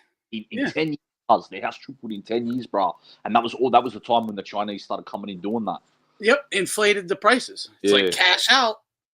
You need to cash out and then have the housing market crash right afterwards. Yeah. So you can just like buy your house back for dirt cheap. So it worked well for that family member of mine, but like everyone else in the city can't afford a house now, bro. You know, like for sure. That's why now people in my city can only really afford to live here if they live in like the projects, public housing projects as you call them in the US. People can't even afford to live here anymore because of that. I'm a simple guy. I'm a simple dude. Like, you don't even know. I can go get my excitement every now and then when I need it. I just want to chill, play cards, talk boxing, talk politics, eat a sandwich. That's it. Yeah, that's it. No, simple guy. I could definitely ring the bell. I'll definitely slap some mayo on a sandwich, throw some pastrami, and ding ding. There you go. You play poker? We got an open seat. You play poker? We got an open seat.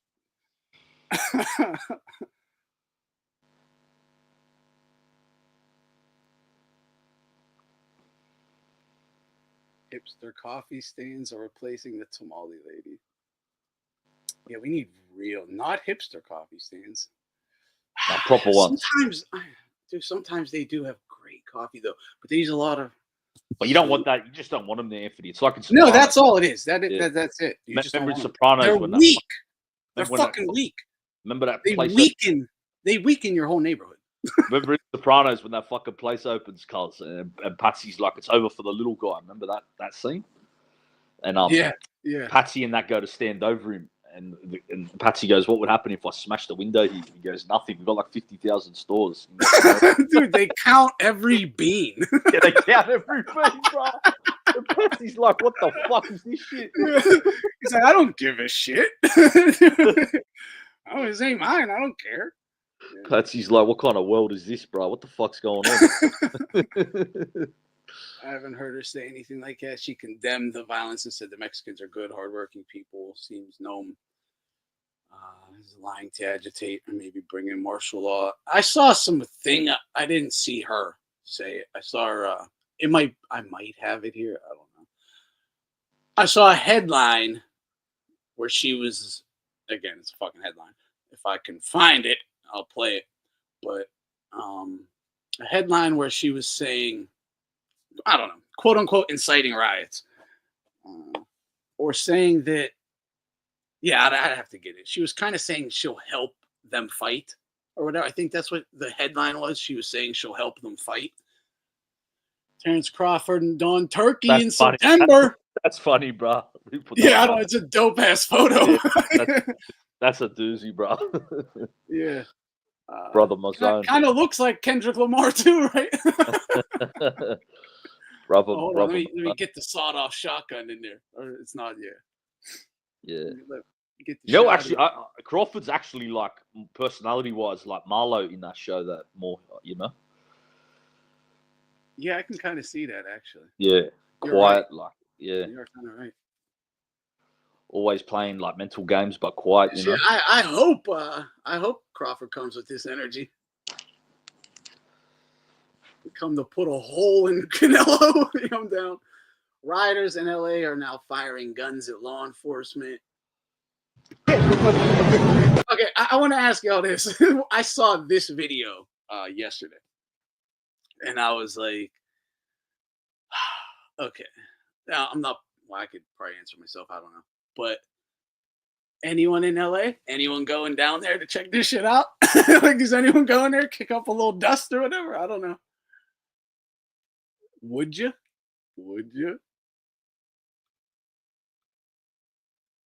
Because LA is just going to be fun. Like, I mean, it's not fun. It's kind of fucked up. But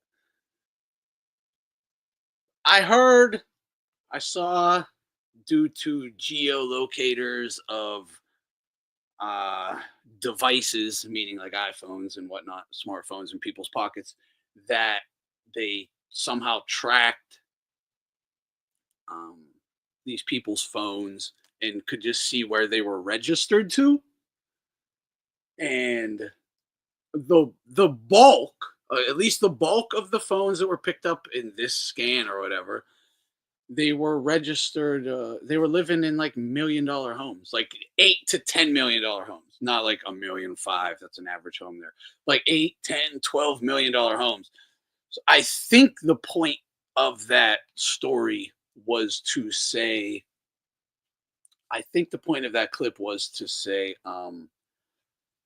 these are just like rich kids coming down and throwing fucking rocks and shit. It's not even like these ain't even like immigrants or anything. It's just fucking rich kids coming from their LA suburbs to go play Che Guevara or whatever, I saw one hit right in the fucking eye with a rubber bullet though. Like shoot your eye with one of them things. He probably lost his. He was fucked up. Got face shot at him, domed him. He was a white kid, got domed.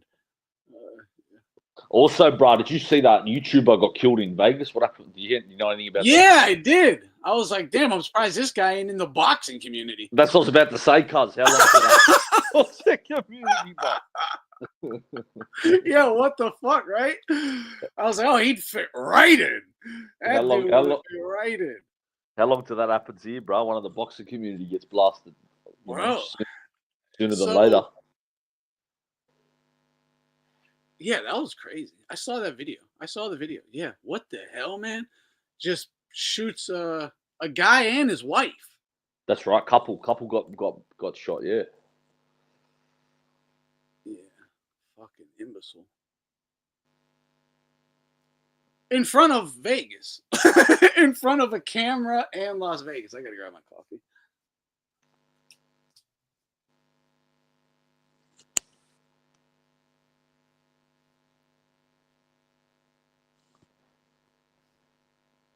Bro, the realest shit. You will never catch me crashing out in Vegas.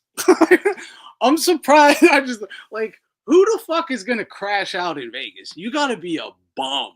A fucking bum to crash out. You're in Las Vegas.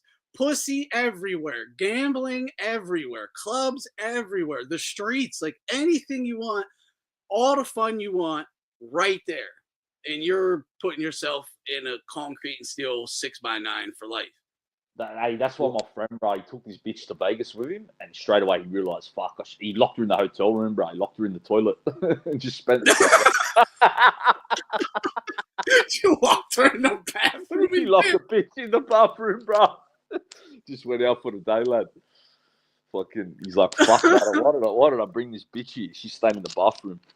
Oh, I probably shouldn't. I don't know what that was just saying. I hope that wasn't bad. Let's read it real quick. I really don't know. Oh, it's something about a country. Army discharges female soldier for abandoning post in Africa to engage in unauthorized activities with locals, leading to pregnancy. Yeah, okay. That wasn't bad. I mean, it's bad, but not bad. That's worse. I'm on fucking Twitter. This is loose. I can't be doing this. That photo's worse that you just had on screen. Yeah, definitely right. What the fuck was that, bro? I don't know. I went past sex positions club. Yeah. Call that the froggy style. The hit and not get hit. Sweet science boxing hipsters are so annoying. You can tell they haven't been watching the sport for that long. No one is saying you can't box on the back foot. Fighters skipping around the ring, refusing to engage. Isn't boxing, you fucking dweebs. For real. Yeah. You can fight on the back foot. You can even dance around a bit and still, be exciting. Come on. It's you don't even have to. I'm not like they always say, what do you want, a front foot slugger who just eats punches? Like, no, not at all.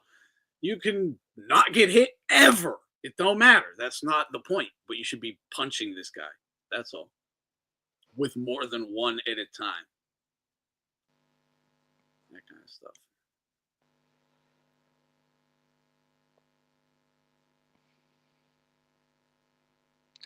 Bro, that place is off its head. I don't know if Fight Film's still here. That's what, yeah, if Fight Film's here, bro. Ecuador. Yeah. Horror. Bro, Ecuador is turning murdered. right after dropping their kids at school. Bro, Yeah. Anthony, that Ecuador is turning into like Brazil. Like some of the videos I see from there, that place is crazy now. The fight film, you still here? Yeah, if you're here, bro, like man, some of these videos I've been seeing are crazy. What is it? What's it like there? That's why I'd be interested to know if it's a bit of like media hype or like it's really. What are certain? Is it just certain neighborhoods? Bro, did you see Anthony? They went to the main television station, the cartel, Yeah. like hijacked the fucking television station. Yeah, I saw that. They did to get their boy out. Yeah, and like I saw a prison riot, like 115 dead, and like just crazy shit, bro. Did they? Has that guy ever been captured? Yeah, I don't know if he has, bro.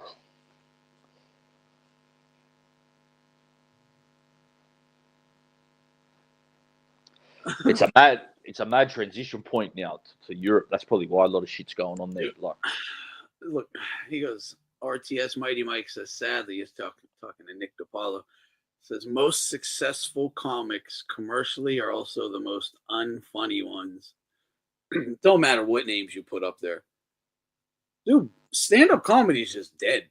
Like I personally can't watch. Like it's very rare. Like I did watch the Shane Gillis one, like a comedy special, but I'll go to a comedy club maybe. But like I'm never like, oh wow, you're so funny. It's fucking like it's dead.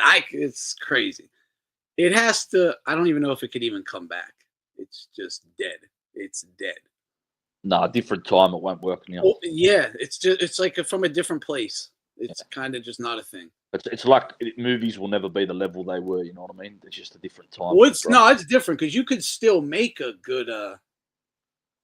Yeah, I don't know. It'll just never be looked at. People are too different. It's like not like it's you can see the corniness. That's like, true. That's too much. It's so fucking corny. It's just corny. Like and also Anthony, people. You used to be able to. I'm sorry to interrupt. You used to be able to watch like a Pryor or a Carlin and be like, haha, that's pretty cool. But now you can't, because even if it's a little funny, you're like, shit's still fucking corny. It's still corny. That's true. That's true. And also, I just think people are different. Like people, the audience, it's just a different time. Yeah, you'd have to be super raw. And then it's not going to be the same. It's not like stand-up comedy or anything. It's basically just fucking streaming or whatever, I guess. It's like, what the fuck? Yeah, comedy's dead. Humor, natural humor. But like the comedy industry, remember like there used to be a thing like the next comedy superstar, Like what? They'd make 10 movies with them. You go watch them all. It'd be Jim Carrey and Adam Sandler and Chris Farley. Who the fuck? Like, no, get out of here. Cornball, get out of here. Nah, that's done. That's dead.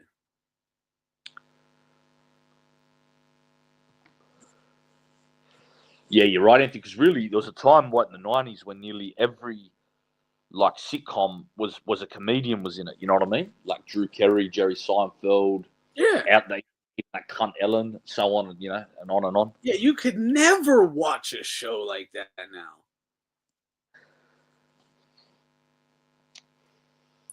now. El Pinchi, have you heard of Leonardo Joni, female? Is she the one to be ranting on like Jews? I think she's Italian. I like her already, bro. She's kind of hot.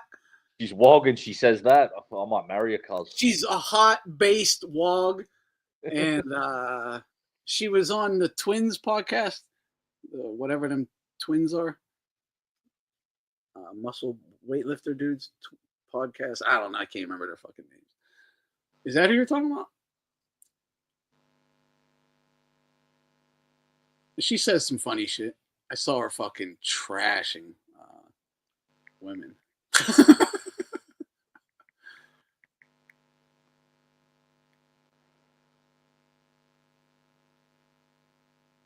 You were there yesterday, Pinchy? Okay, that's what I was wondering. So someone was there. A lot of staged bullshit. I'm sure there is. Like I have no doubt, dude. If you haven't seen the movie Wag the Dog, with De Niro, Woody Harrelson, Dustin Hoffman. Fantastic movie, like literally one of the greatest movies. But still gotta watch it, bro. Yeah. Oh my god, yeah, it's about psyops. They run a psyop to get America to like okay bombings with faking footage. But it just shows you how it's done. It's like some Stanley Kubrick shit, but it's fantastic. It's called Wag the Dog. Yeah, I remember you telling me about it on here. But it didn't say in Africa, says Finchie. You caught that, Finchie. Damn, you're on it like that, huh? You're on it like that.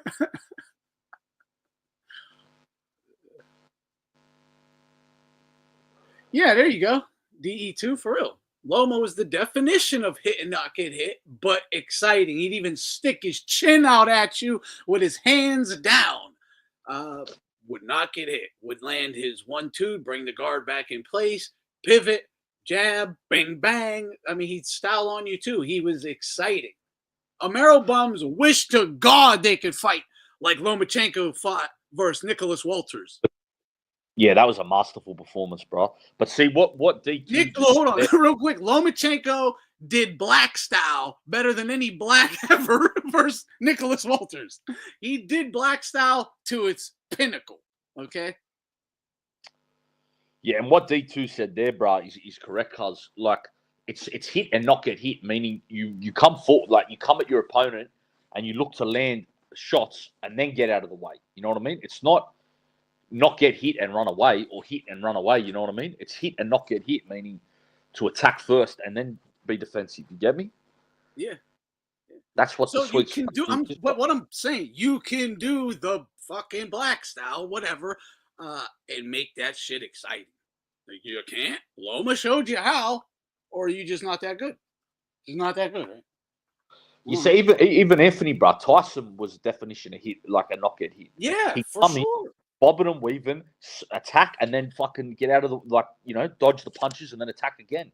He had like the greatest fucking defense in boxing. Yeah. Yep, hit and not get hit. But he would just hit motherfuckers and then they'd fucking die. Seek and destroy, but he had like the greatest defense in boxing. Yeah. Charging at you, never getting hit. But yeah, if they could take his power, the whole fight would be hit and not get hit. Tyson displayed that brilliantly, cuz. For real. Yeah, I know. Okay, yeah. I haven't saw much of her, Pinchy, but yeah, I fuck with her. For sure. I'd like to hang out with her. I'd like to hang out with her. Have some fucking drinks with her. She's cool. That's her name, though? I didn't even know her name. Leonardo. Yeah, she's funny. She looks a bit like the chick off Becca. I'm looking at her now. She got some little shorts out there you could watch. Yeah, I'll just look at how she looks. She looks like that chick off Becca that used to answer the phone, the doctor's surgery. Black Style's now called Tom and Jerry. Wait, and Tom, he called the mice. He called the mice. If you think about it, like a scared little mouse running into its hole. That's fucking Tom and Jerry. That's fucked up. I'd be like, you calling me, if I was Shakur, I'd be like, yo, Turk, you calling me a fucking rat? Dog, you calling me a rat? She looks like a roasty. What the fuck is a roasty? I don't even know a roasty. What's a roasty? I got to learn a new word.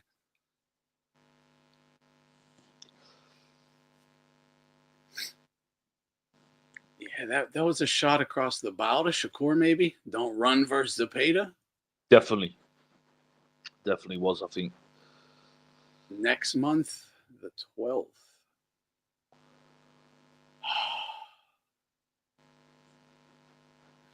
Yeah.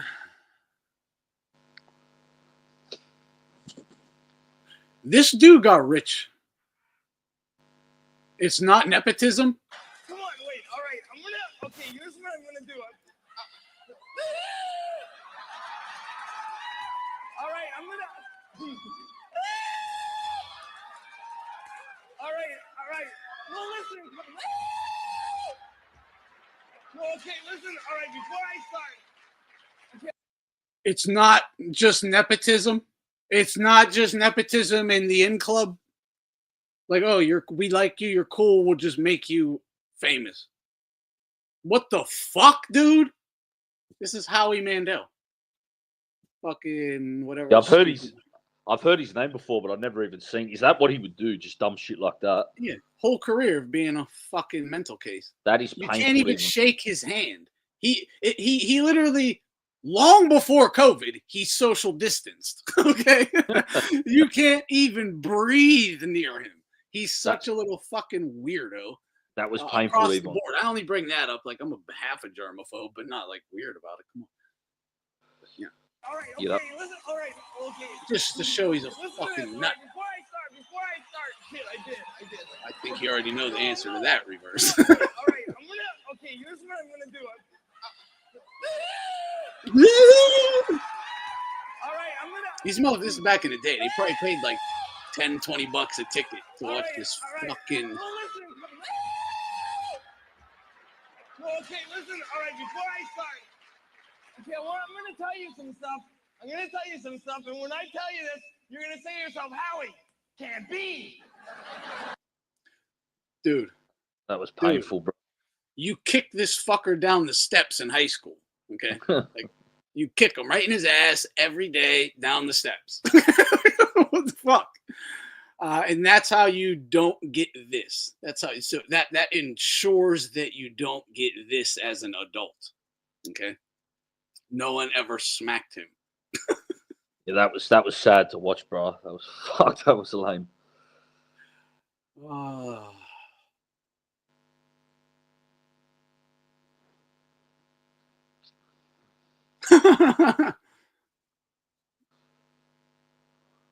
Yeah. There it is.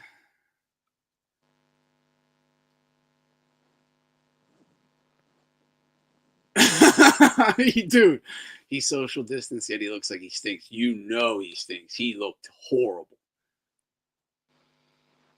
He probably hadn't showered in fucking days. No, that's like some kind of mania or drugs. No one acts like that. He's got to be AK, yeah? What we used to say on here. Yeah, definitely. Shouldn't even ask that. No, not at all. That's what I'm saying. How else? Because if the one thing you'll know about, if you ever been around like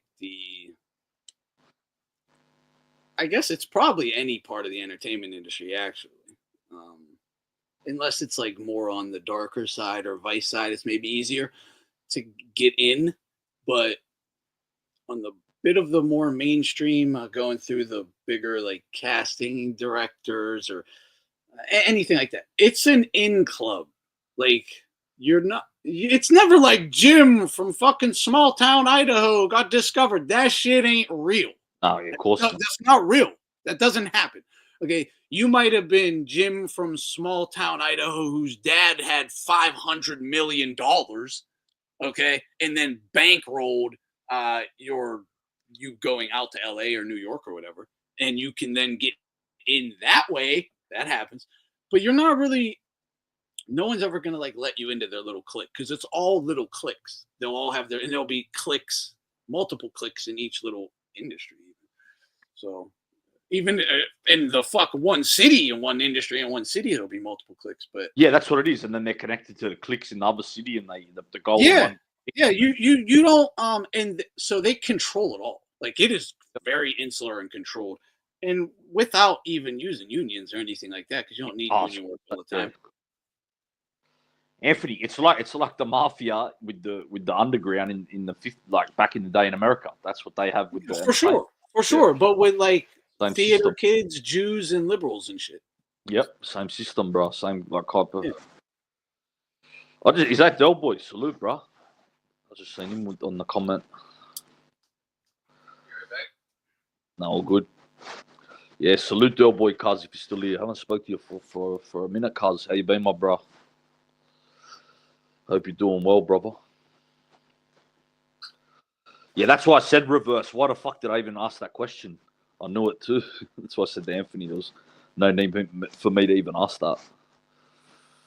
You know what's really funny to me? And I had like a stark realization on this today. I was like, just woke up, standing outside, looking outside and whatnot. And like right across the street, there's like a big dance studio and a big gym, right? So it's like it's a taekwondo or whatever, but it's whatever. A gym and a dance studio. And it's like all the boys go into the gym and all the girls go into the dance studio. It's like it's fucking nuts. Like having the having it right in front of you, both buildings, and just seeing like it's like dude, I don't even want to say it, but it's like the men go train for violence, go into school every day to train for violence, and then all the girls go into school to train how to twerk, like be whores, so they can get the men of violence or whatever. It's fucking nuts to see it. It's kind of nuts, just like staring there looking at it. I'm just like, yo, like what the fuck? But, Like, you know, do it they goes. think? Because like, look, not they don't all think they're going to be Beyonce. They don't. The guys don't all think they're going to be Muhammad Ali. You know, so like, what's No, honestly, 9 out of 10 in both are just doing it for the club on a Saturday night. You know. no, Or that's whatever. true. That too. Yeah. True that too. Well, you know what I mean? So the lad can punch on at the club on Saturday night and impress the girl dancing. You get me? That's like that, you know. Absolutely. No, you're But right. but that goes back to Roman times, bro. Before they gladiators would kill each other, girls would come out and do a dance to turn the lads on. You know, that's just how. It's just it's just history, I guess. You know, in the Colosseum, they had girls dancing to impress the gladiators. You know. Reverse. I didn't even know you. You didn't have to check. I can't believe you did have to check. I am such a high level noticer. You ain't slipping. I don't even need to see you. I just need to hear your words. I swear, it gets deep. That tends to happen every time. Oh, saying Nicholas Walters was trash. Yeah, that was bullshit. No, He Nicholas wasn't Walters, beast, bro. They were hyped. The lads were talking him up hard before that Loma fight. Like he was on some pound for pound list. Don't listen to anyone that says that's not true because I remember that's what. Well, okay. I don't know if I'm not saying no ballet classes torque. I don't know I don't know if it's bad. Look, they can't be doing just ballet. I'm sure they do ballet, but I think they do like whatever. I don't see tutus. You know what I'm saying? I see gym clothes.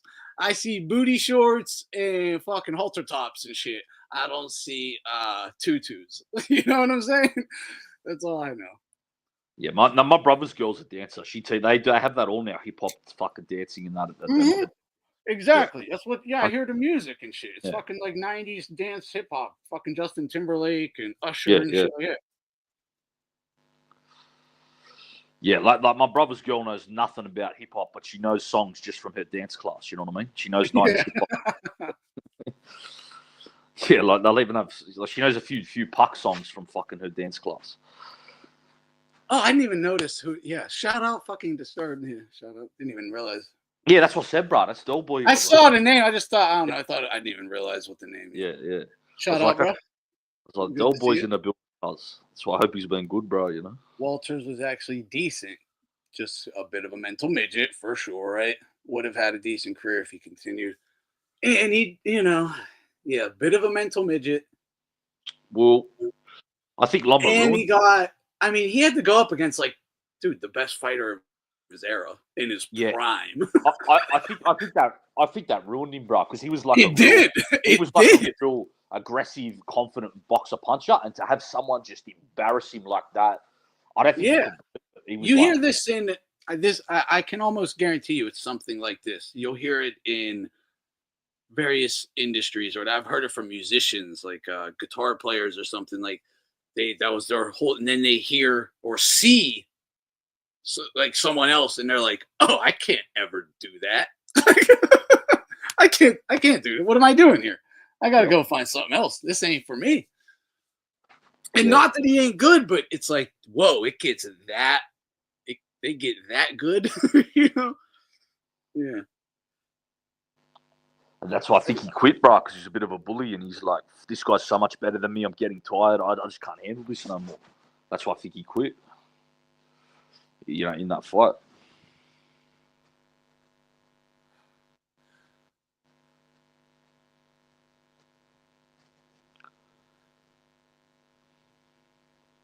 Yeah, I don't know how I feel about the dance classes.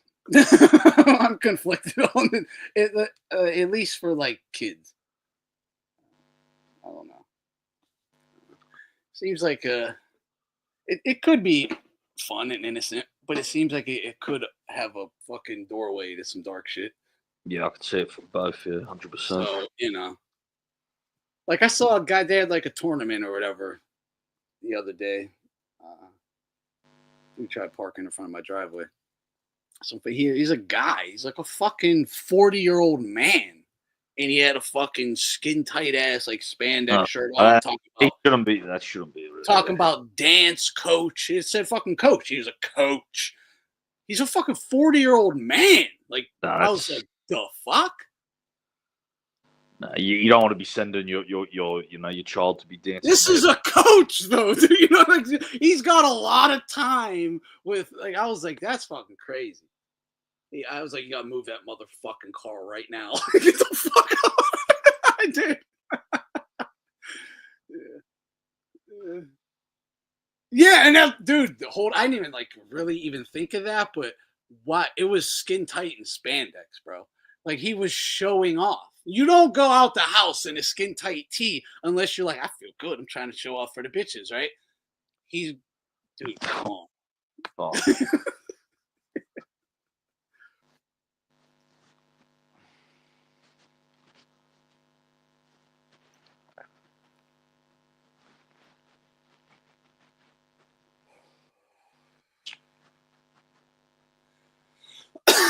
No, it's always sad when someone like Loma leaves, man. He goes, am I the only one who's sad and mad after Loma retires? I couldn't get tired of him. Especially, and I mean, he even looked so good in his last fight, right? That's what I mean, bro. He should have got that Tank Davis fight. I feel like he could have had one or two big fights, but he said Walters is a tether. I'm sorry, that's funny.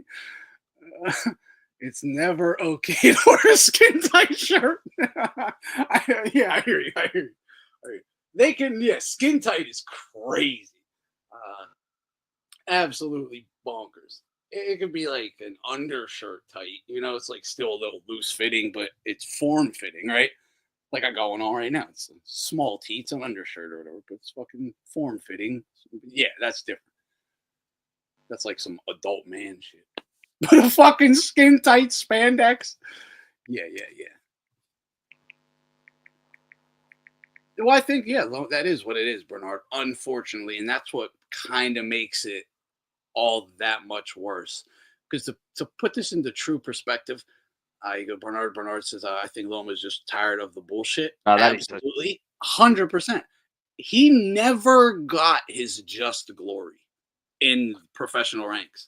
Yeah, he won titles, right? But they never gave him a big fight. And then when he did get it and won it, they robbed him. He never, ever got the real glory that anyone of his caliber gets at least once. You know what I mean? At least once. Most for fucking a decade. Not him. Yeah. That guy had it so bad. They treated that dude like such dirt. It was disgusting. I'd say the closest he got was the Walters and Rigo fights. That's probably the closest. Yeah. I still think they're still hectic victories to me though. But yeah, like they just weren't like that. Haney fight is when he really would have got it. They fucked him over. Absolutely. Yeah. Think about this. Loma's retired right now, but instead Lomachenko should be the fucking lightweight king right now. Think about it. Yeah. Yeah, you're right, bro. He would have had a defense, and he would have won. Yeah, well, it would have been against Kambosos probably, bro. That's what it would have been. He would have defended it where that fight would have still gone ahead. He just would have had all the belts in that matchup, Yeah, it's kind of gross. Instead of it being for a vacant title, it would have been him defending his undisputed championship. Well, that's what I kind of look at that fight anyway, just not technically, Yeah, look, and we got to always just pay our dues to these guys, Loma, Golovkin, Kovalev. Miklashevsky, a lot the Klitschko's. They had none of them, like the Western media, never treated any of these guys well. Even if they were fan favorites, like a Golovkin or Kovalev, still didn't get love. Yeah, like this, they helped kick the door down, though. You know what I mean? Like open people's eyes. And now the sport has even became kind of more global since their breakthrough. It has. You can add Pacquiao into that as well. He certainly helped, big time. But they brought the Eastern Euro. They brought the Eastern Euro like thing into boxing. You know, they're like the pioneers of that. Yeah, and they're like they dominate boxing. Like generations. You know what I mean? It's nuts to have them not in the sport. And finally, I mean, especially in the last, like even in the amateurs, they do, bro. You know. Yeah, exactly. Bro, like the last Olympics. I mean, I know Uzbekistan's in Central Asia, but it's a former Soviet. Bro, they won 5 gold medals in the last Olympics, bro. 5 gold medals they won. That's crazy. In boxing. Oh yeah. And no one even talks about it. That's one of the greatest Olympic teams ever, Anthony. But no one even talks about that last Olympics. They won 5 gold medals. Oh, that fucking Kambosos Hitchens fight is this weekend, huh? I didn't even know that either. Yeah, that ain't gonna go well for Kambosos. Where's that at? That fight's gonna be trash, bro. Yeah, where is that fight? Saw it. Might be New York, bro. I think. I don't even know.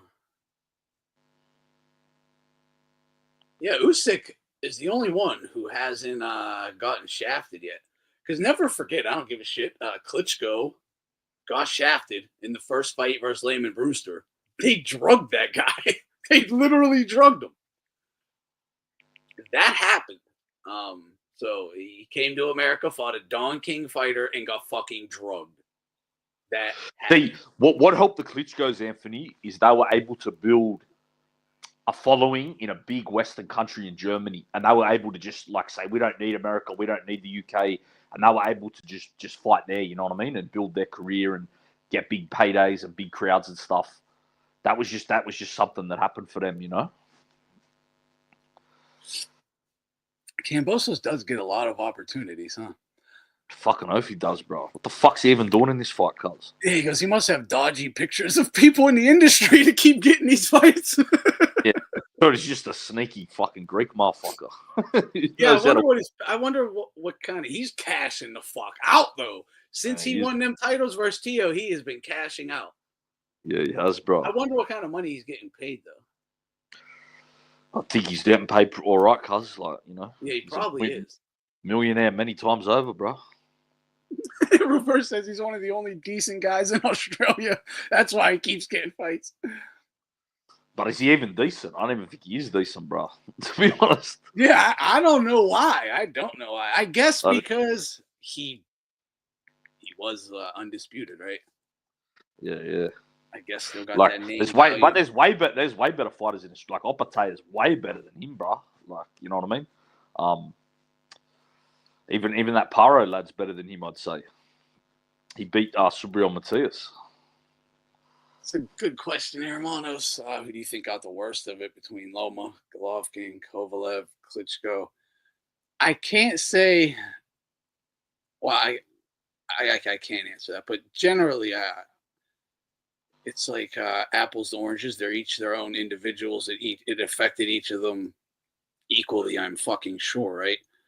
So the only way you could really weigh out, I would say it affected them all exactly the same, unless you want to talk about like life after the sport. I would say Kovalev probably got it the worst.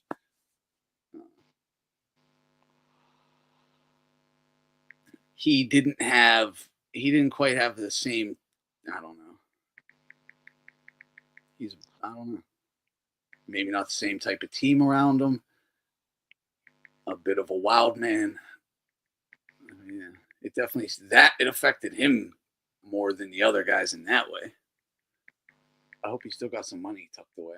That's all I can say. Camboso's Island.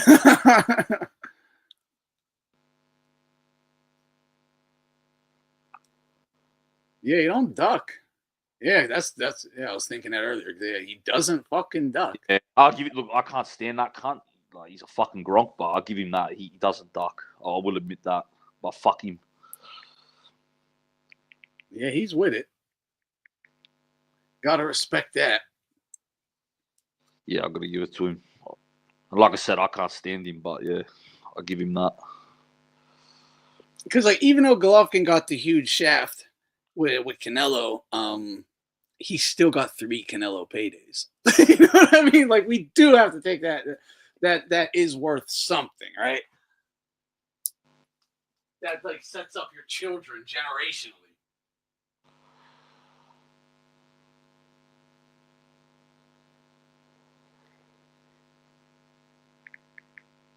Not excusing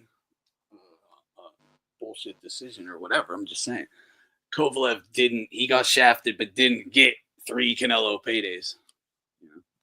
Yeah, Anthony. He should have been making bank though, because he was fighting 3-4 times a year, selling out 20,000 seats like every time, tons of merch.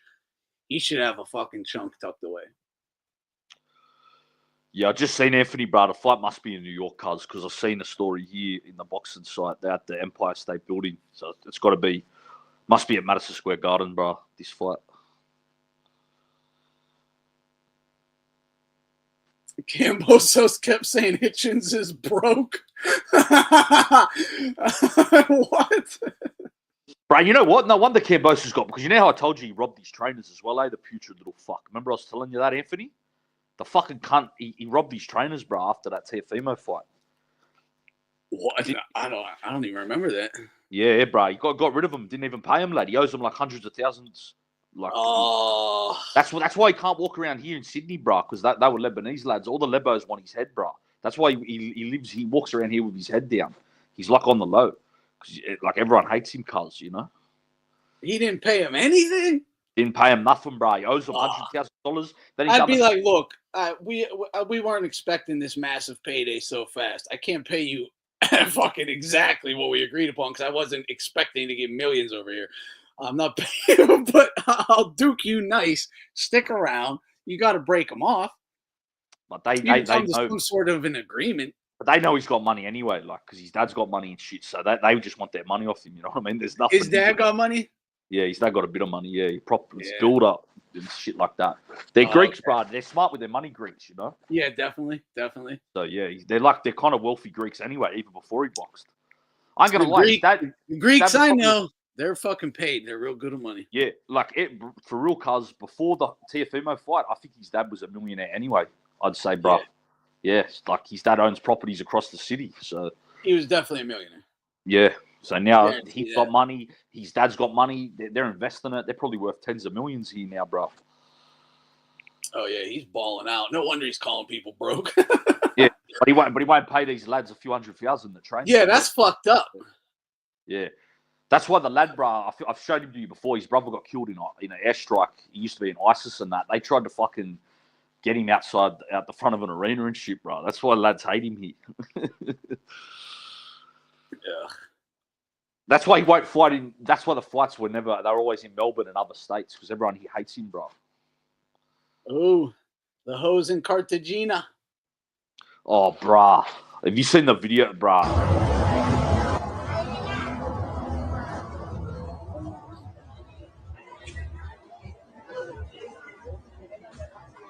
Lady boy. Lady boy. Could be. Who's who? Nah, they're mostly chicks, bro, to me. Definitely. Look at that one in the white cards. Fuck. I'll be sniffing 8 balls off her back all day, bro. Sniffing 8 balls off her backside. That's the only reason you go to Colombia. Yeah, these 2 reasons. Yeah. Maybe 3. But bro, hey, Anthony, you sniff half the 8 ball off the front, I'll go off the back. No diddy.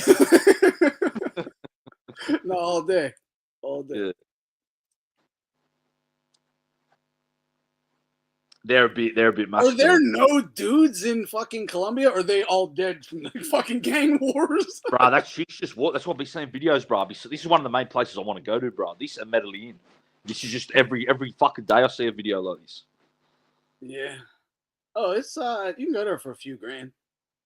Bro, Yeah, these chicks are like, you can probably fuck these chicks for, $100. They'll fuck you all day. Don't worry. I don't know if Colombia is a good place for me.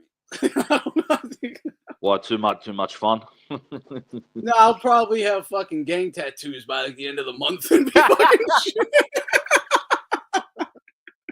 Bro, you know what I haven't spoke to you? I'll be in the cartel in like a month. I'm gonna literally hang out with the hoes, be like, who's who? Who are the guys? And then I'm going and hanging out with the guys. Like, I'm from Pittsburgh. I don't know. I'm just down here fucking getting it in. What are y'all into? And then it spirals. It'll spiral. It will definitely kill me. They're definitely going to kill me. Did you see Spanion's video there when he was interviewing these lads and they raided, like the army raided them? They had to all run out the fucking thing. And that's the other thing. It's fun to go with like a crew to these places. That's the safest, best way. But you get into the like go alone or with like one boy and just fucking go wild. Like experience, because I like going to the fucking neighborhoods. I don't want to be in the tourist trap. And it gets crazy. So I just don't know if it's smart for me because I know I'm gonna do it. I know I'm going. I'm like, I gotta see the real thing, man. And they're always like, don't leave the resort. Whatever you do, don't leave the resort. I'm out. I'm hopping right in the fucking first Uber and be like, gone. And then I'm getting set up like Pinchy says. That's what my friend did in Rio, bro, when he was there. Like, they ran out of shit, so he just went to the favela, put a hood on his head, just pretended he was like a junkie, just walked around the favela, got some shit cuts. When he got back to that, so one of the lads he was with was Brazilian. He's like, I can't believe you did that. Like, you're lucky. Yeah, for real. Like, he goes, I can't believe you did that. Don't do that again. I don't think, like, I don't know, like, Brazilians or Colombians like that, but I know plenty of Puerto Ricans. Yeah. And they're different. Like, I don't know. I don't know what the fuck they be doing on the island. Maybe there's some Puerto Ricans here, but it's fucking hectic. Like, yeah, I can only imagine it's like in Brazil. Like, dude, I don't even want to say it. Like, yeah, they'll just do you so dirty in the blink of an eye, never even talk, just do you dirty and take what you have, like, instantly. Oh, yeah, 100%. Not even, it's like not even a question. Like, yeah. If they see like a chain on you, they'll cut your head off and just take the chain over you. Yeah. Like, no quite like, oh, just give me, do what I did. Yeah. In like a fucking, demon time, dude. Like, if they're trying to rip the chain off and it won't come off, all right, just chop his head off with a machete. Yeah, it's for real. For real. Yeah. Like, no doubt. That's what they're like. They might even burn you up for the fun of it. All right, we robbed him, now set him on fire. Let's just do it to have a laugh, you know? They all, dude, yeah. I swear to God, every Rican I ever knew is, yeah. Most of them are doing life in prison because that's just what they do. It's crazy. I don't know. They're so quick with it. So quick with it that it'll be in like, you're going to get caught.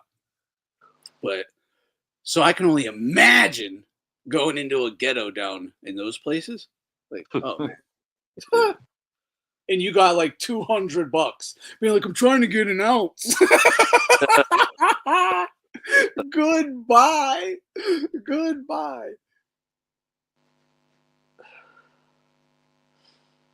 Yeah, my friend, the lad I know, is just lucky no one knew he was a tourist. He just literally blended in as Unky J, you know? And well, I've seen and I've seen numerous of these like Colombia like tourist videos where guys go to fucking Colombia and they're like vlogging their trip, right? And they get fucking drugged and robbed. And then they tell us, they're like, well, I was wandering around the city fucking in my underwear for 2 days, I got beat up 3 times. Yeah, it's like, holy shit. Yeah. And some chick fucking drugged them. Yeah, took them somewhere, drugged them. They beat them up, robbed them, strip them fucking naked, and just send them off. Like, way far away. They don't even know where they are. They can't speak the language. No one's helping them. They get beat up on their trying to find police. Police beat them up. It's crazy. These videos are all over YouTube. They're fucking kind of funny. They're kind of funny, but fucked up. The fact that they get out alive, though, they're still lucky, you know. That's probably they're the fortunate ones as well, you know.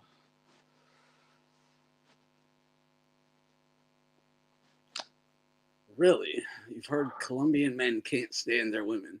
Again, something you've heard recently. I'll have to look into that. Could be. You get sick of... Well, it's like Colombians don't like coke, lad. They love fucking... They love MDMA. Because they just... You know what I mean? So I guess whatever you're around, you get sick of. It's natural. Yeah, true. True that, right? Yeah.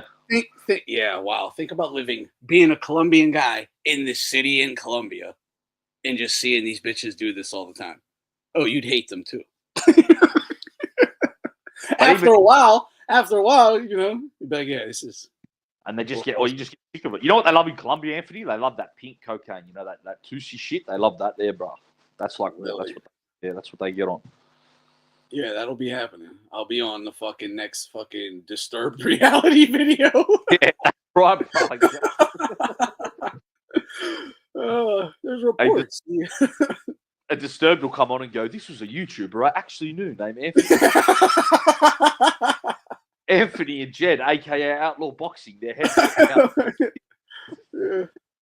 Getting burned alive and shit. Yeah, Outlaw was burned alive while Anthony's decapitated head was thrown across. We can see the incisions on his lower back. They seem to have taken his kidneys. All bad. All bad.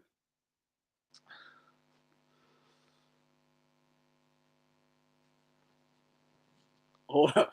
Yo, the ops catch you slipping. The bounty hunters. All right. He got caught up by the bounty hunters. His ops caught him slipping. This got to be in L.A. Kidnapped him or whatever and let him call his mom. He calls his mom crying. Now, they're probably going to do him dirty. Maybe disfigure him, whatever. I don't know. Could you know it? Dude, never could I do this. Could you do this? Like, no. His ops gave him a chance to call his mom for the last time. They about to kill me. Where are we right now? The bounty hunters. Yeah, let me pick one up. Man, they don't matter, bro. They about to kill me. Stop saying that. Let me speak to one of them. Bro, that don't matter. Don't play in these streets, man. I don't know. That's interesting.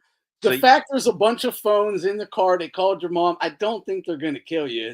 Maybe it's a serious crash out. Maybe. Well, I'm going to ask you, did they kill you? Nah, it ain't happening. You caught me. Do what you do. I'm trying to run. Just keep fighting, keep running. He wasn't even beat up. He ain't even beat up. He don't even got a mark.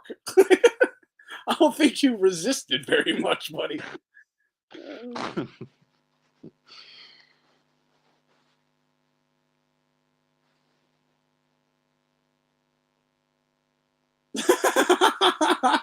Someone said this MP was on board just to shoot any man in the back who refused to leave the boat. I'm sorry, that's fucked up, but so funny. It's so sick.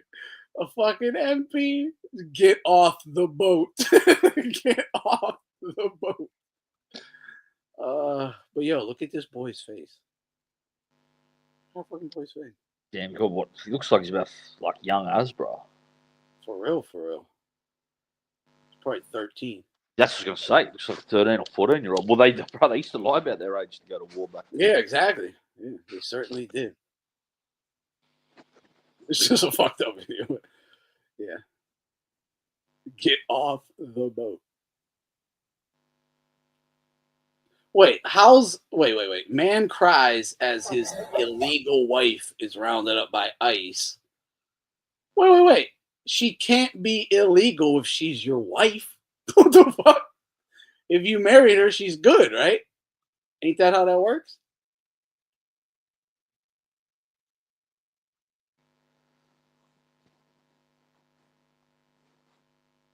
DeMarcus Cousins getting tossed. Oh, is that? I saw a little clip of it. I saw Steve Kim was commenting on something with Cousins, but I didn't know what it was.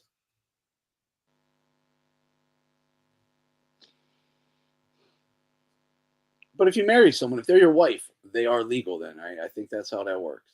That's what I was thinking. So that ain't your fucking wife. Unless he married her in another country. No, that still wouldn't matter. Still shouldn't Oh, matter, should it? Yeah, Oh, this this fucking Cooper.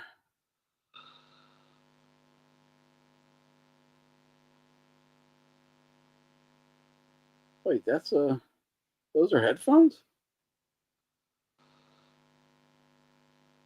Wonder how it sounds. Just put the TV on. Just put the TV on. Look at this gangster, bro. This lad's a G. Shout Where's he back? out. Shout out Marab.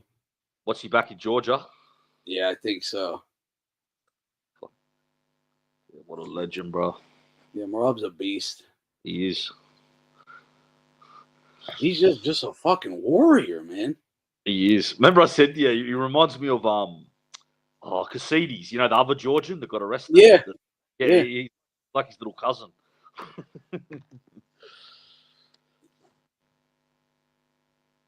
He deserves this as well, bro. This is great to see. This is what a real warrior should get this appreciation. Absolutely. Look, Yeah, he's look at becoming a bit of a superstar.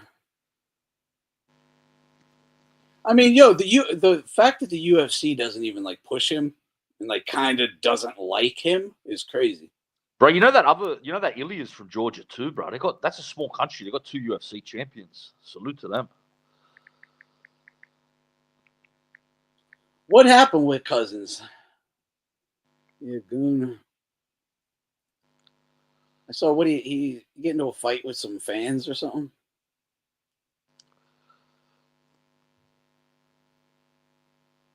Ooh, what's wrong? This might be fake. We'll find out. Man buys a Beamer for his daughter. This is her reaction. It's probably staged. We'll find out. BMW, what? Yo, this your surprise. BMW. Let me see the Beamer. This your surprise. This yours. You got her an X5? This yours paid for. It's yours paid for it. Fresh off the lot. Paid for? What's wrong with it? I wanted to test it. What? Look at this car. X5s are dope. X5s are dope. I don't know if that was real or not, though. To have the balls to say I wanted a Tesla is probably fake. But who knows? Entitlement's a motherfucker.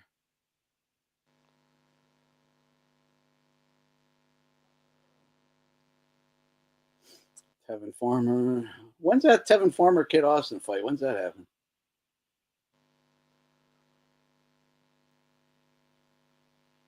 Oh, more Rikers Myers. Yo, Julio, ain't this your boy? What your boy doing, Julio?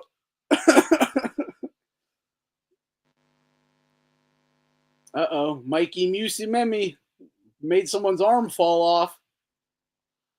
Uh-oh. Toughest chomo ever. Yeah, hey Anthony, did you see what I typed when you had? I think he's related, Anthony, to that lad that killed Frank Kelly. You know that fucking nutcase. He's related. Are you serious? No, I'm joking, bro. Oh, okay.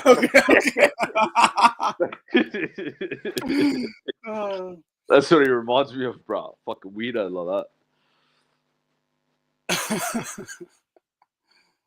Hold on, I gotta take a leak real quick. Hold this down. Oh, good brother.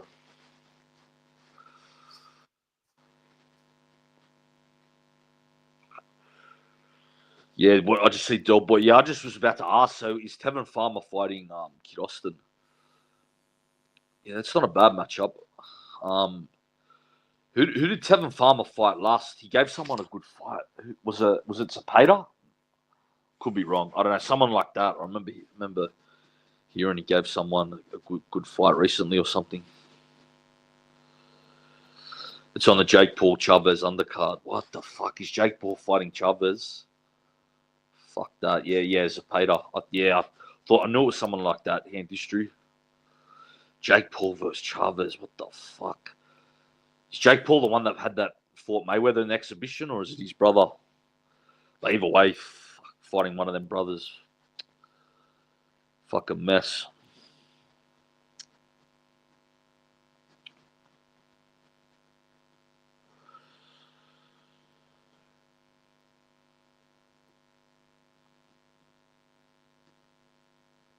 Cousins pulled a Malice at the Palace. I remember that. That was the fight with was it Pacers in Detroit? I remember watching that live. I was like 14, 15. That was crazy. Allen, that was Logan. Oh, Logan Paul. Yeah, that's right. So it's the other brother. But yeah, I was going to say either way, that's fucking messed up. Chavez Jr. is the easiest guy to comp. Yeah, fucking oath you still boy, bro. You could talk that guy into anything, bro. You could talk him into anything, cuz. Who did Chavez Jr. lose to, bro? It was fucking some MMA fighter or something. Who the fuck was it? Was it Anderson? Yeah, Anderson Silva, I think it might have been. Yeah, it was Silva, because I remember on here, Anthony was like, I think Silva will beat him at this stage. I'm like, well, sure, guy. He should be able to beat, like, a nearly 50-year-old MMA fighter, but Anthony was right. That's how fucking... You know what? I can't believe, lads, that Chavez Jr. beat Andy Lee back in the day. Like, that's one of them fights where I'm just like, how the fuck did that guy beat that guy? Like, it just don't make no sense to me. I know why he did it, because he probably didn't even make weight, or, you know, and I remember they thought that he dodged the drug test or whatever, but still, just like skill-wise, fighter-wise, I don't even care with the size difference. Like, it just still don't make no sense that Chavez Jr. fucking stopped Andy Lee. Like, it's annoying as fuck that's even on record. Yeah, Alan Silva, I thought so, bro. Yeah, that's embarrassing, yeah. That's it, El Pichi quit versus Jacobs too, yeah. Chavez Jr.'s cook, bro. Full cook, lad. You backhand, cuz? Yeah. All good, bro. I know, man, it still just doesn't make sense that he even beat Andy Lee to me, because he's just that. I don't know if he was decent, El Pichi. I want to see this Cousins thing you guys are talking about. Yeah, I was just saying that, bro. They said it was like the Malice at the Palace. I'm looking it up. Is this it?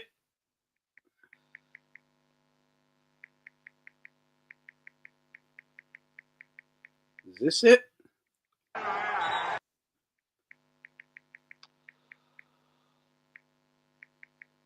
Is this it? I think this is it.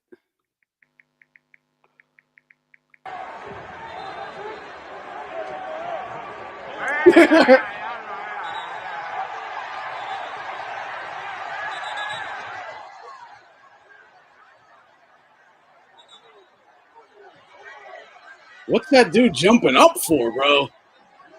That was not a good move. That right there is dumb. Popping up with his hands up. Look at this motherfucker. Look at Steve from accounting. About to get, that, bro. It looks like about to get murdered. It looks like a little old lad too, bro.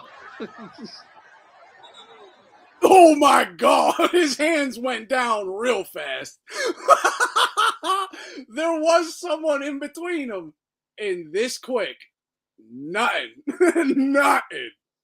Nothing. All up in your shit. What now? Yeah. Oh, you had help. Now you don't. Oh, had help. Now you don't. Oh, man. That's funny.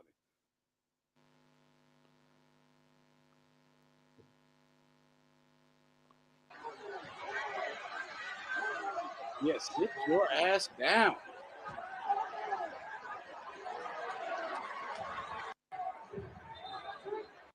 Is there more? I was about to say, is there something more happening here or what? I'll fuck you till you love me, is what he said.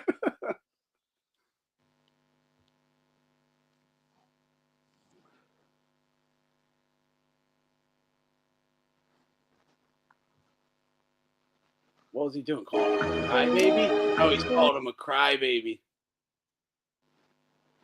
Yeah, he's going wah wah.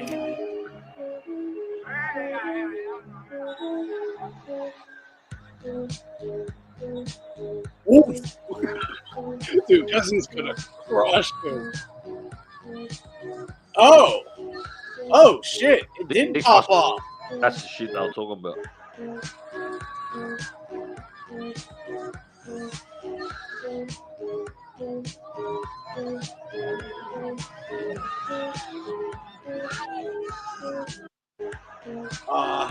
See, I can understand the rage.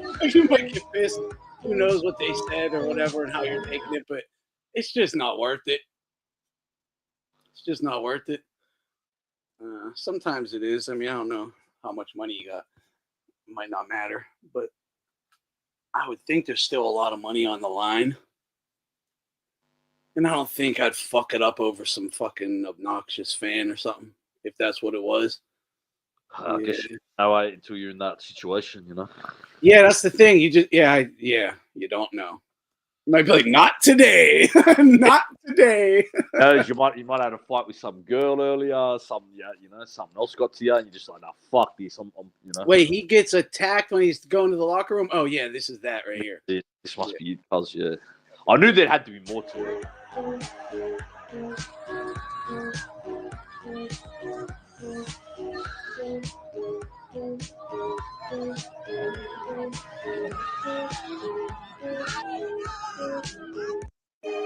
Took like 5 big dudes to fucking hold him back, though. Yeah. Does anyone know? Was he going at this fan or just other people? Someone probably hit him in the head with something. Yeah, I think it'd be another fan because that looks like on the other side of the, arena. Or a bit back at least. That other Gronk was in the front row that said shit to him. Yeah, I can't scroll random Twitter. Shit's way too crazy.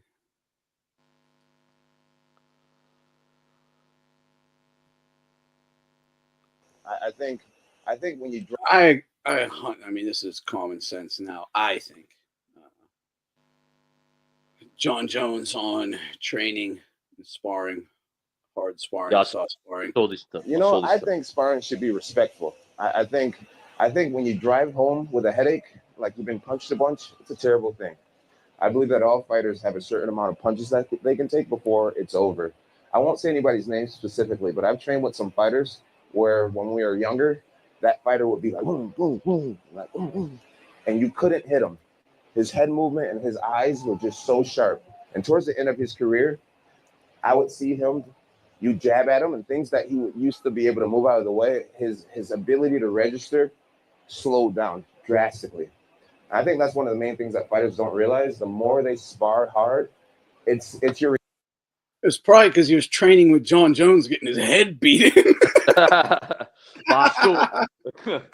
no, he's right. Yeah, he's right. Reaction time that goes away. You may feel like you're getting tougher and stronger and more flexible as you get older, but your reaction time will start to be one of the first things that go away. Your ability to see something coming and react to it quick enough. So sparring should always feel fun. It's about that fun flow. I'm trying to see who can out swagger each other and out play with each other. And it's how the Cubans spar. That guy that just wants to go. It's like, how long can you do that? Not long. I would stay away from the sparring. A lot of kicks, body shots, technique, pad work, but sparring, it's dangerous. That's what we do in the gym, lad. That touch sparring that you were talking about. Yeah, we do a lot of that as well. And also in MMA, bro. And this is what I was going to say. You know who the worst were at doing this? The worst example, the kickboxers from Holland. Because I know lads that would be in their gyms. They'd have kickboxing matches every day in sparring. They'd be knocking each other out with head kicks, knees, like punches, kicks to the ribs. So that's why, like, do you remember that fight? You know, the Overeem, Anthony, Alistair Yep. Overeem? Yep. That's why he was always that good, but he had a weak chin because he lost his gym in Holland, sparring too much, you know? That happens a lot. They'll lose their chin in the gym. Yeah, like Alistair Overeem had a glass chin his whole career because he lost it in the gym probably by the time he was like 23, you know? And especially, like, it's even worse in MMA because you get kicked in the head, kneed in the head, you know what I mean? Like, if you're a good boxer, you can kind of spar a lot and not get hit because you're that skilled. Like, look at Lomachenko. He's not really going to get hit in sparring because he's so skilled. But in MMA or kickboxing, you're just going to get kicked in the head. And you're going to get banged up. Yeah, there's too many weapons. Like, even just taking, like, slams. Your head might smack off the canvas. That too, yeah. All kinds of shit. Yep. Yeah, there's a time and a place to up the tempo or whatever. A little gym war or smoker or something. But generally, yeah. Yep. That way, because you can spar multiple fucking times a day doing this with your buddy. You know? Stay as sharp as shit. Loose and sharp. Yeah, I even do it with the young fighters. Like, you know what I mean? Yeah, like, for sure. I'll touch spar with them before they get in, you know? And I'm a fucking trainer. But they can still get some use out of it. Absolutely. Making fun of Jon Jones, I guess. I swear I'm like I don't know, maybe I'm tripping, but I swear I feel like I'm the last Jon Jones fan alive. Everyone is like, yeah, especially with the guys stuff, but he's the ultimate villain. The dude's just like the ultimate fucking villain. Like if they made a new kickboxer, it should just be Jon Jones as the bad guy. He's the Tong Po. Tong Po is Jon Jones. Yeah, he's a weird character. He's still such a square at the same time. You know what I mean? He's just. That's just how he acts in public because he's afraid to be judged. Nah, but you know what I mean. Though he's not like a. But you know what I mean. He's not like a street guy, and that he grew up in like. Oh no. Yeah. Well, I just like that, you know. Well, he's not like a street guy, but he's a fucking demon. No, he definitely is. That's what I mean. That's why he's an interesting character. But like, he's doing this Russian show now in Thailand, and like, there's obviously all Russian gangsters involved in it, and I could tell he was like surprised at how gangster these dudes were. He's like, oh man, we got guys threatening to shoot each other and stuff at the gym. These guys aren't really martial artists. They're like, these guys aren't really martial artists. it's like all these crazy Chechens and shit. You know what I mean? On this fucking reality show, they're in Thailand. Like, they must be threatening to like kill each other and shit, blow each other up. Oh, definitely, yeah. Those guys are fucking nuts. Yeah, that's what I mean. Like John, he's like, so he's. But MMA guru definitely started the trend. Well, that's where I think a lot of his demon shit comes from, if that's true, which I think it could be. I think it comes from that as well. He's always been a little psycho. But you know what I mean, Anthony? The demons of being a fucking, you know, Omo Hay or whatever have turned. Yeah. But, dude, him just even telling the story that it was like so humorous and like good times when him and his brother held his other brother down for an hour and just tortured him. Like pummeled him. An NFL player and Jon Jones, like 16, fucking you up, like torturing you because mom's not home. Like he was a demon, dude. He is an absolute he's like, oh, a person, I can go torture them. It's his brother, don't care. He thought that was like a great story. He's dark. He's the ultimate villain.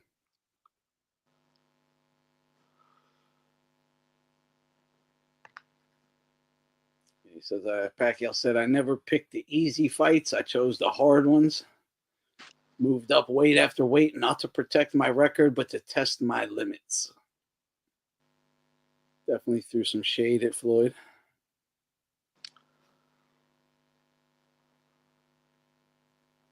Yeah, here's Rosado and him talking about the same thing. Hit and not get hit. And how all the greats, like Leonard, Duran, same shit we were just saying. They put his face on Crawford's trainer. Yeah. That's funny.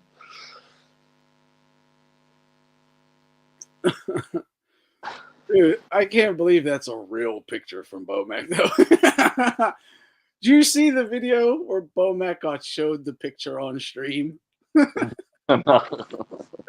He got butthurt as hell. He got butthurt. He got pissed. He got pissed. He got so butthurt. It was like, you didn't see that picture, bro?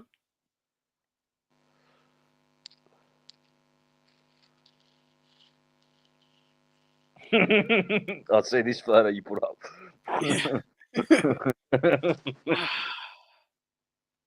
It's interesting. I'm not the other people notice it too. Like a different Italians are a unique immigrant group with America, at least. I don't know. I don't know why that is exactly. I think anywhere they go, you know. Yeah, yeah. I'm sorry, I gotta play this. This shit is too funny. Video version. You probably thought. Shout out Red Bar making fun of Tiny Joe Rogan. Yeah, Bomac memes are just too good. Come on. But this is Red Bar here. They photoshopped him short. No, you probably thought they photoshopped him short. No, this is the video version. This guy right here is 5'7". Look at Joe. Let's start from his feet. Wow. I mean, this is like a Chucky doll. Guys, hold on. Let's see if my Pretend YouTube you've line never will... met Joe before, and this is the only image you've seen, and then imagine what type of guy is about to be revealed. Yeah, if you saw this, you would go, oh, that's probably Problem Child or maybe just a Chucky doll or something like that. So then let's move up a little bit. I mean, even Tim Pool has a more adult... This is a 57-year-old man's bottom. I mean, it doesn't really look right. And then you go up, and again, so how... If you see how, like, when you see him on his show, you go, oh, he's got giant muscles. He's so strong. But they're this big. They're this big. He's shrunken down, you see. There's a lot of people realizing for the first time that this is not shop. Yes, people thought this was shop. Look, it's the video version. Look at those little legs. I mean, literally, his leg, that's like a kid's shirt that he's wearing to make They were like, and wait, he you're is gonna just so see. tiny. And I'll show you, this is not doctored. It's real. And we'll play you this from front to back. You can see, look at little Joe. Look at him. Oh You're telling me I'm supposed to be afraid of this? And remember, this is the guy who's just going, there's violence in my history. I'm a killer. Look at the If size you don't of my believe me, hands." here's the woman. There's The woman violence. is the same height. So She's standing in a dip. to back, you could see, look at little Joe. Look at him. Oh my God. You're telling me I'm supposed to be afraid of this? And remember, this is the guy who's just going, there's violence in my history. I'm a killer. Look at the size If you don't of my believe me, hands." here's the woman. Look The at woman is the size same of height. my hand. So She's standing in a dip right Yeah. now, and he's on the top of a Watch hill in this. that shot. Cams, seismic sensors, and never got anything with that. And people kept saying, look at him. I mean, he's smaller than the woman. So unless the woman is 7 feet tall, you know, you need to do habituation. So I thought, you know what? Leave the high-tech equipment at home. Come out here and look. Oh my God, that shot is a thing of beauty. Look at So I this. thought, you know what? Leave the high-tech equipment at home. Come out. Look, I mean, That's guys, crazy. that is a child's S. Oh, Jesus Christ, bro. And Too funny. Ooh, buddy. You can't even see who he is. He's so small. He's so small, you can't even make out who it is. Oh, Wesley would have definitely fucked dude up, bro. Definitely. No doubt about it. I'd have to see what Wesley is. Who knows with these fucking movie stars? They'll be like 5'3". You know what? Remember that movie, The Money Train? The way I've seen Wesley even just hit the bag in that movie, I think he'd beat Rogan. No, Wesley's a real. He really fights and shit. Like he took martial arts or Makes whatever, sense. MMA and shit, real serious. Makes sense. Now, because I remember even in that movie, I was like, this guy can you know, he can move around all right for an actor, you know. Yeah, definitely. He'll beat him down with that fucking New Jack City swag. Yeah, I remember that. Anthony, remember that movie? He gets it. He cuts the cop's throat and he's hanging off the ceiling. He pull them moves off. Wesley's 5'9". Yeah, he's winning. Yep, he's winning. 5'9". That's probably like 5'7" in Hollywood. Rogan's still 5'3". Wesley's still winning. He would have towered over Joe. So imagine the leg length. Rogan's best weapon is his kicks, right? With those little things, his best weapon is his kicks. He can't reach anything. Like, Wesley is a kick. He has fucking kicks. He's got longer legs. He's just going to stab Joe from the outside. Yeah, he's got decent hands. He can beat Rogan with anything, probably, with his jab, with his kicks. Would I be embarrassed if someone barely 5 feet beat me up? I mean, not necessarily. Depends who they are or whatever. But no, not necessarily. I might be like, how'd that happen? But, if it happened, it happened. He'd had to have done some great shit. Yeah, it might be Nicky Santoro or some shit, I don't know. What's Marab? Marab and Cassidy's together. They fucking fuck up a lot of lads 6 foot and over. Yeah, exactly.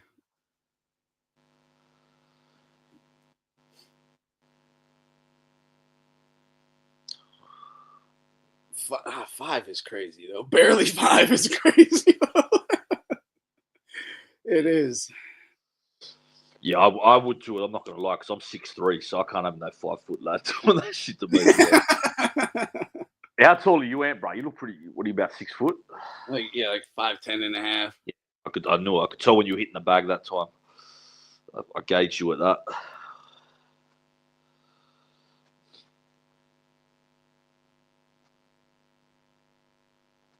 Oh, yeah, I think we talked about Inouye getting dropped.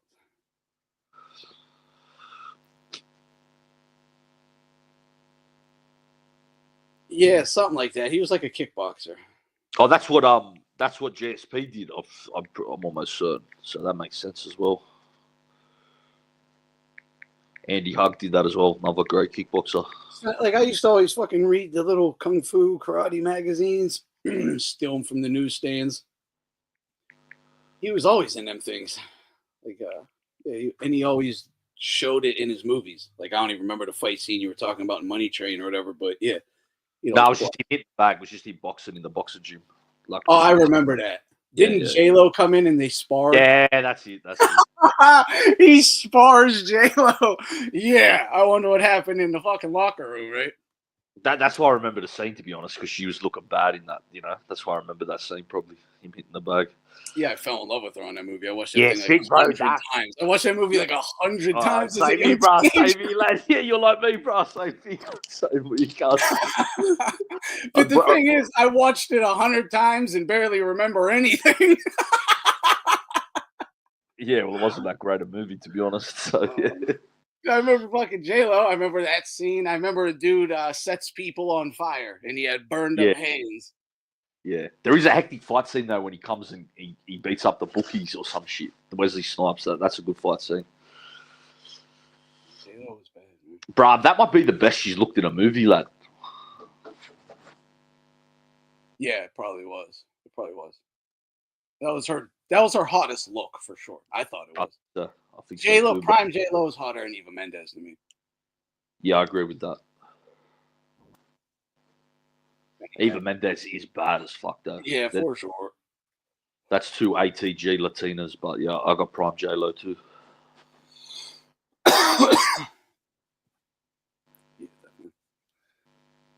I didn't see the whole fight with Nakatani. I just saw some clips, highlights, and things like that. But yeah, dude, I was just talking to Abel about this like 2 days ago. Yeah, dude. He definitely has a very good chance of beating Inouye. Very good. It's I'll put it this way. He to me, he probably will win if Inouye tries to can make it a fight. If he boxes and like picks Nakatani apart, uses experience, time, breaks him down, and then steps it up in the later rounds if he wants to get into a fight, okay, that would lead. I will lean towards Inouye. But if he comes in like, oh, you think you're that guy? I'm that guy. Let's see who's that guy. Well, it's fucking firefight, man. I might even edge it a bit towards Nakatani at that point because is he not like a naturally bigger dude? He seems like a pretty big guy, you know, for his size or whatever. Yeah, I knew he's great at adjustments. Fucking great.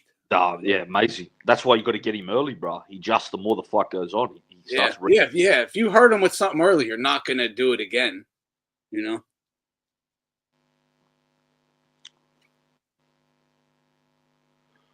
Yeah, if you catch him, that's you better make it count. Yeah, the more the fight goes, he needs to take his time, be patient, box, boxer puncher like he is. You know, you want to obviously take the fucking, you want to hurt him, you want to put it on him, but take your time. Don't get into too many wild exchanges. Use the experience. That's why I think that's why in a way will win, bro. Like for what you said, he'll know to like he'll be up for that fight and he'll know it's dangerous. It's a big fight. He'll be really careful and you know he'll go about boxing this guy, trying to break him down, make reads on him. He won't be like too reckless like he was against Lewis Neary and the last opponent early, you know. Yeah. It's a very tough. But it's still a great matchup. But in a way, might move up though after this fight. So yeah, if Nui wins, he better get his credit. Probably won't. And if he loses, they're gonna say he lost to a nobody. It's fucked up.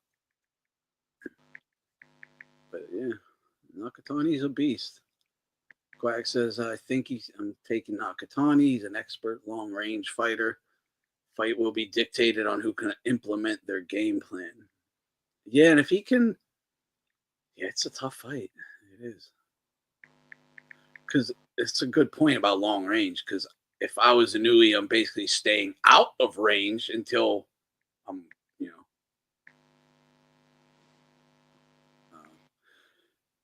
moving forward with an attack. At least staying right on that edge of the range to not get caught with the big shot. Trying to draw something out of Nakatani and then make him pay. But Nakatani can work a jab. But dude, Inui's a beast, man. He's gonna fucking drill you. Yeah, and he's gonna work out how to. And this is another thing I was talking about with Abel. That look, we know Inui is a beast. Like he got that dog in him, right? You fucking hurt him, it ain't done. He's coming to fuck you up now. Like that, he is a fighter's fighter. When the heat is on, he steps the fuck up and rises to whatever that occasion may be. He'll find a way. We'll see what happens with Nakatani when he's put in them tough situations, you know? Because he should be putting it if he doesn't catch Inui early. It's going to get tough. What about Anthony if in a way moves up though after this MJ fight? How do you see him doing at 126, bro? Do you think that's like too much for him, or do you still think he can beat everyone there?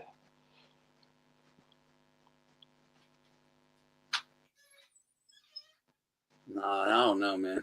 Those guys are going to start hitting pretty hard. And they're big as well. Like there's this lad Espinoza there, the Mexican lad. Like that's a big motherfucker. I don't know. So, like 100, a dude fighting at 126, he can enter that ring at 140, no problem. Exactly. Yeah. Like even punch. Like that Shushu kid fights at 126. He's a lot bigger than Inoue, you know. Yeah. Yeah, that's a bigger. Yeah. I don't know about all that moving up like that. Yeah, I think what happened to Loma versus Teo might happen to Inoue at 126. Yeah, probably would. He'll lose to a guy who's more skilled than, but that just is really athletic, young, and bigger than him. I think, you know. You might be able to, cherry pick a couple guys or whatever. Well, if you're going to take on like the best or top two guys or something, yeah, it's going to be a problem. Yeah, I meant like all the fighters. That's what I mean. Yeah, exactly. I think he can win a belt there, 100%. But be the best at 126, I don't know. That's why if he does do that, man, he really is ATG. Like he's even greater than I thought, you know.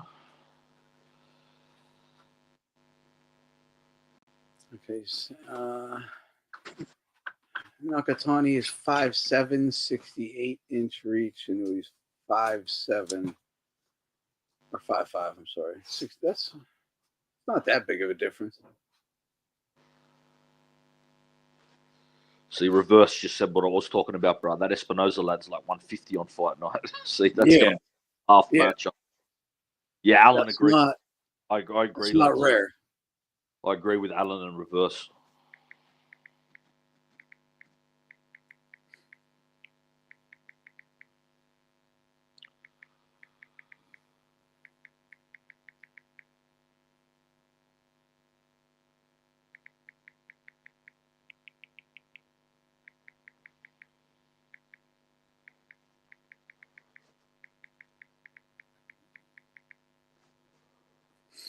Yeah, and Octoni ain't hard to find with the simple 1-2, and we'll have to see how he faces adversity because it's probably happening.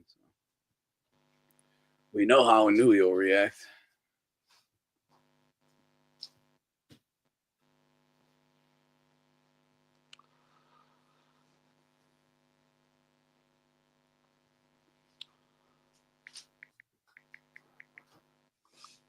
Yeah, and he'll keep punching too. Like when he goes, Nakatani spears opponents, beats him down. He can see him. You can see Inui getting caught with the right hook, backing out after a combination. Because while the guy's backing out, he'll keep chasing him down and punching. And you're right, that could lead him running into a counter shot, but it could also lead Inui to getting clipped. He's going to take a lot of damage going in and out. It's a hell of a fight.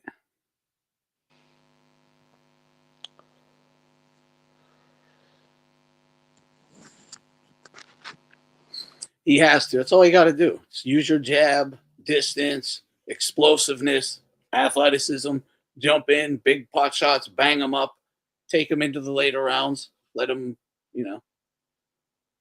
if you don't clip them with something. That's what I would think.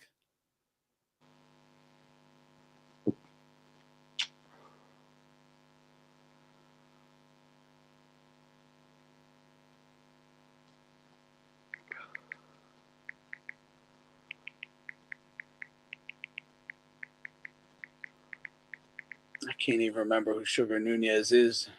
Yeah, I've never heard of that lad, bro. I just saw a Sugar fight, not O'Malley. I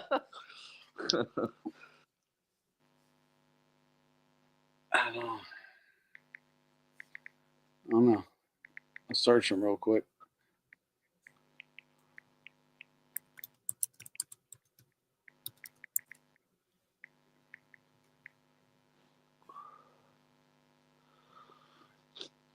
Yeah, Daniel said he's the 130 champion. 130? I don't think I've seen this lad either. I think this is BT with him right here. Yeah. Oh, who was with him? True School? Yep. Oh, yeah. I want to see him fight, though. I see a clip of a fight. Yeah, I don't think I've seen this. I don't know. I have to get back to you.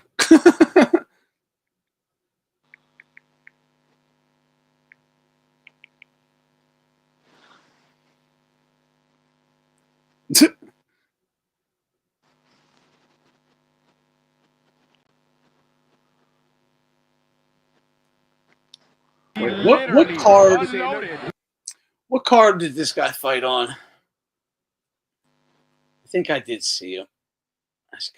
I've got to remember the damn card. Look down at the body. You see, he looked at the body. I think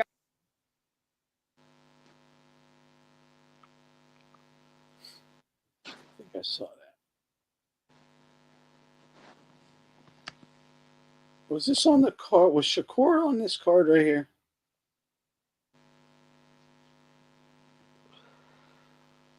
Was that one of them Turkey cards?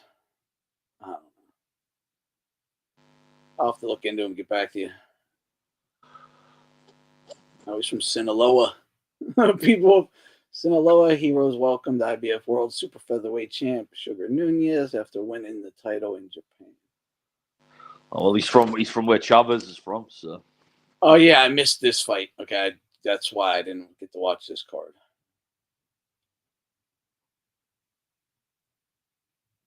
Yeah, have to get back to you on that one, but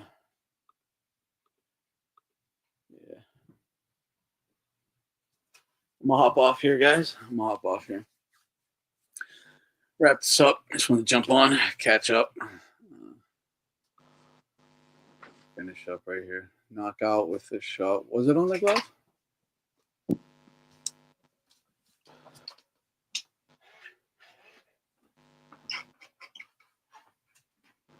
Yeah, Nakatani with the like longer torso and just his body build. When he throws combinations, there are a lot of openings. But can you get to him? You got to get through his punches. It's going to be interesting. It's scary. Definitely a dangerous fight for a newbie. But yeah, I'm going to wrap up, guys. So everyone, have a good day. Hope you got good weather. It's nice here. Been fucking enjoying the weather, I'll tell you that. But yep, salute everyone. Deuces. God bless.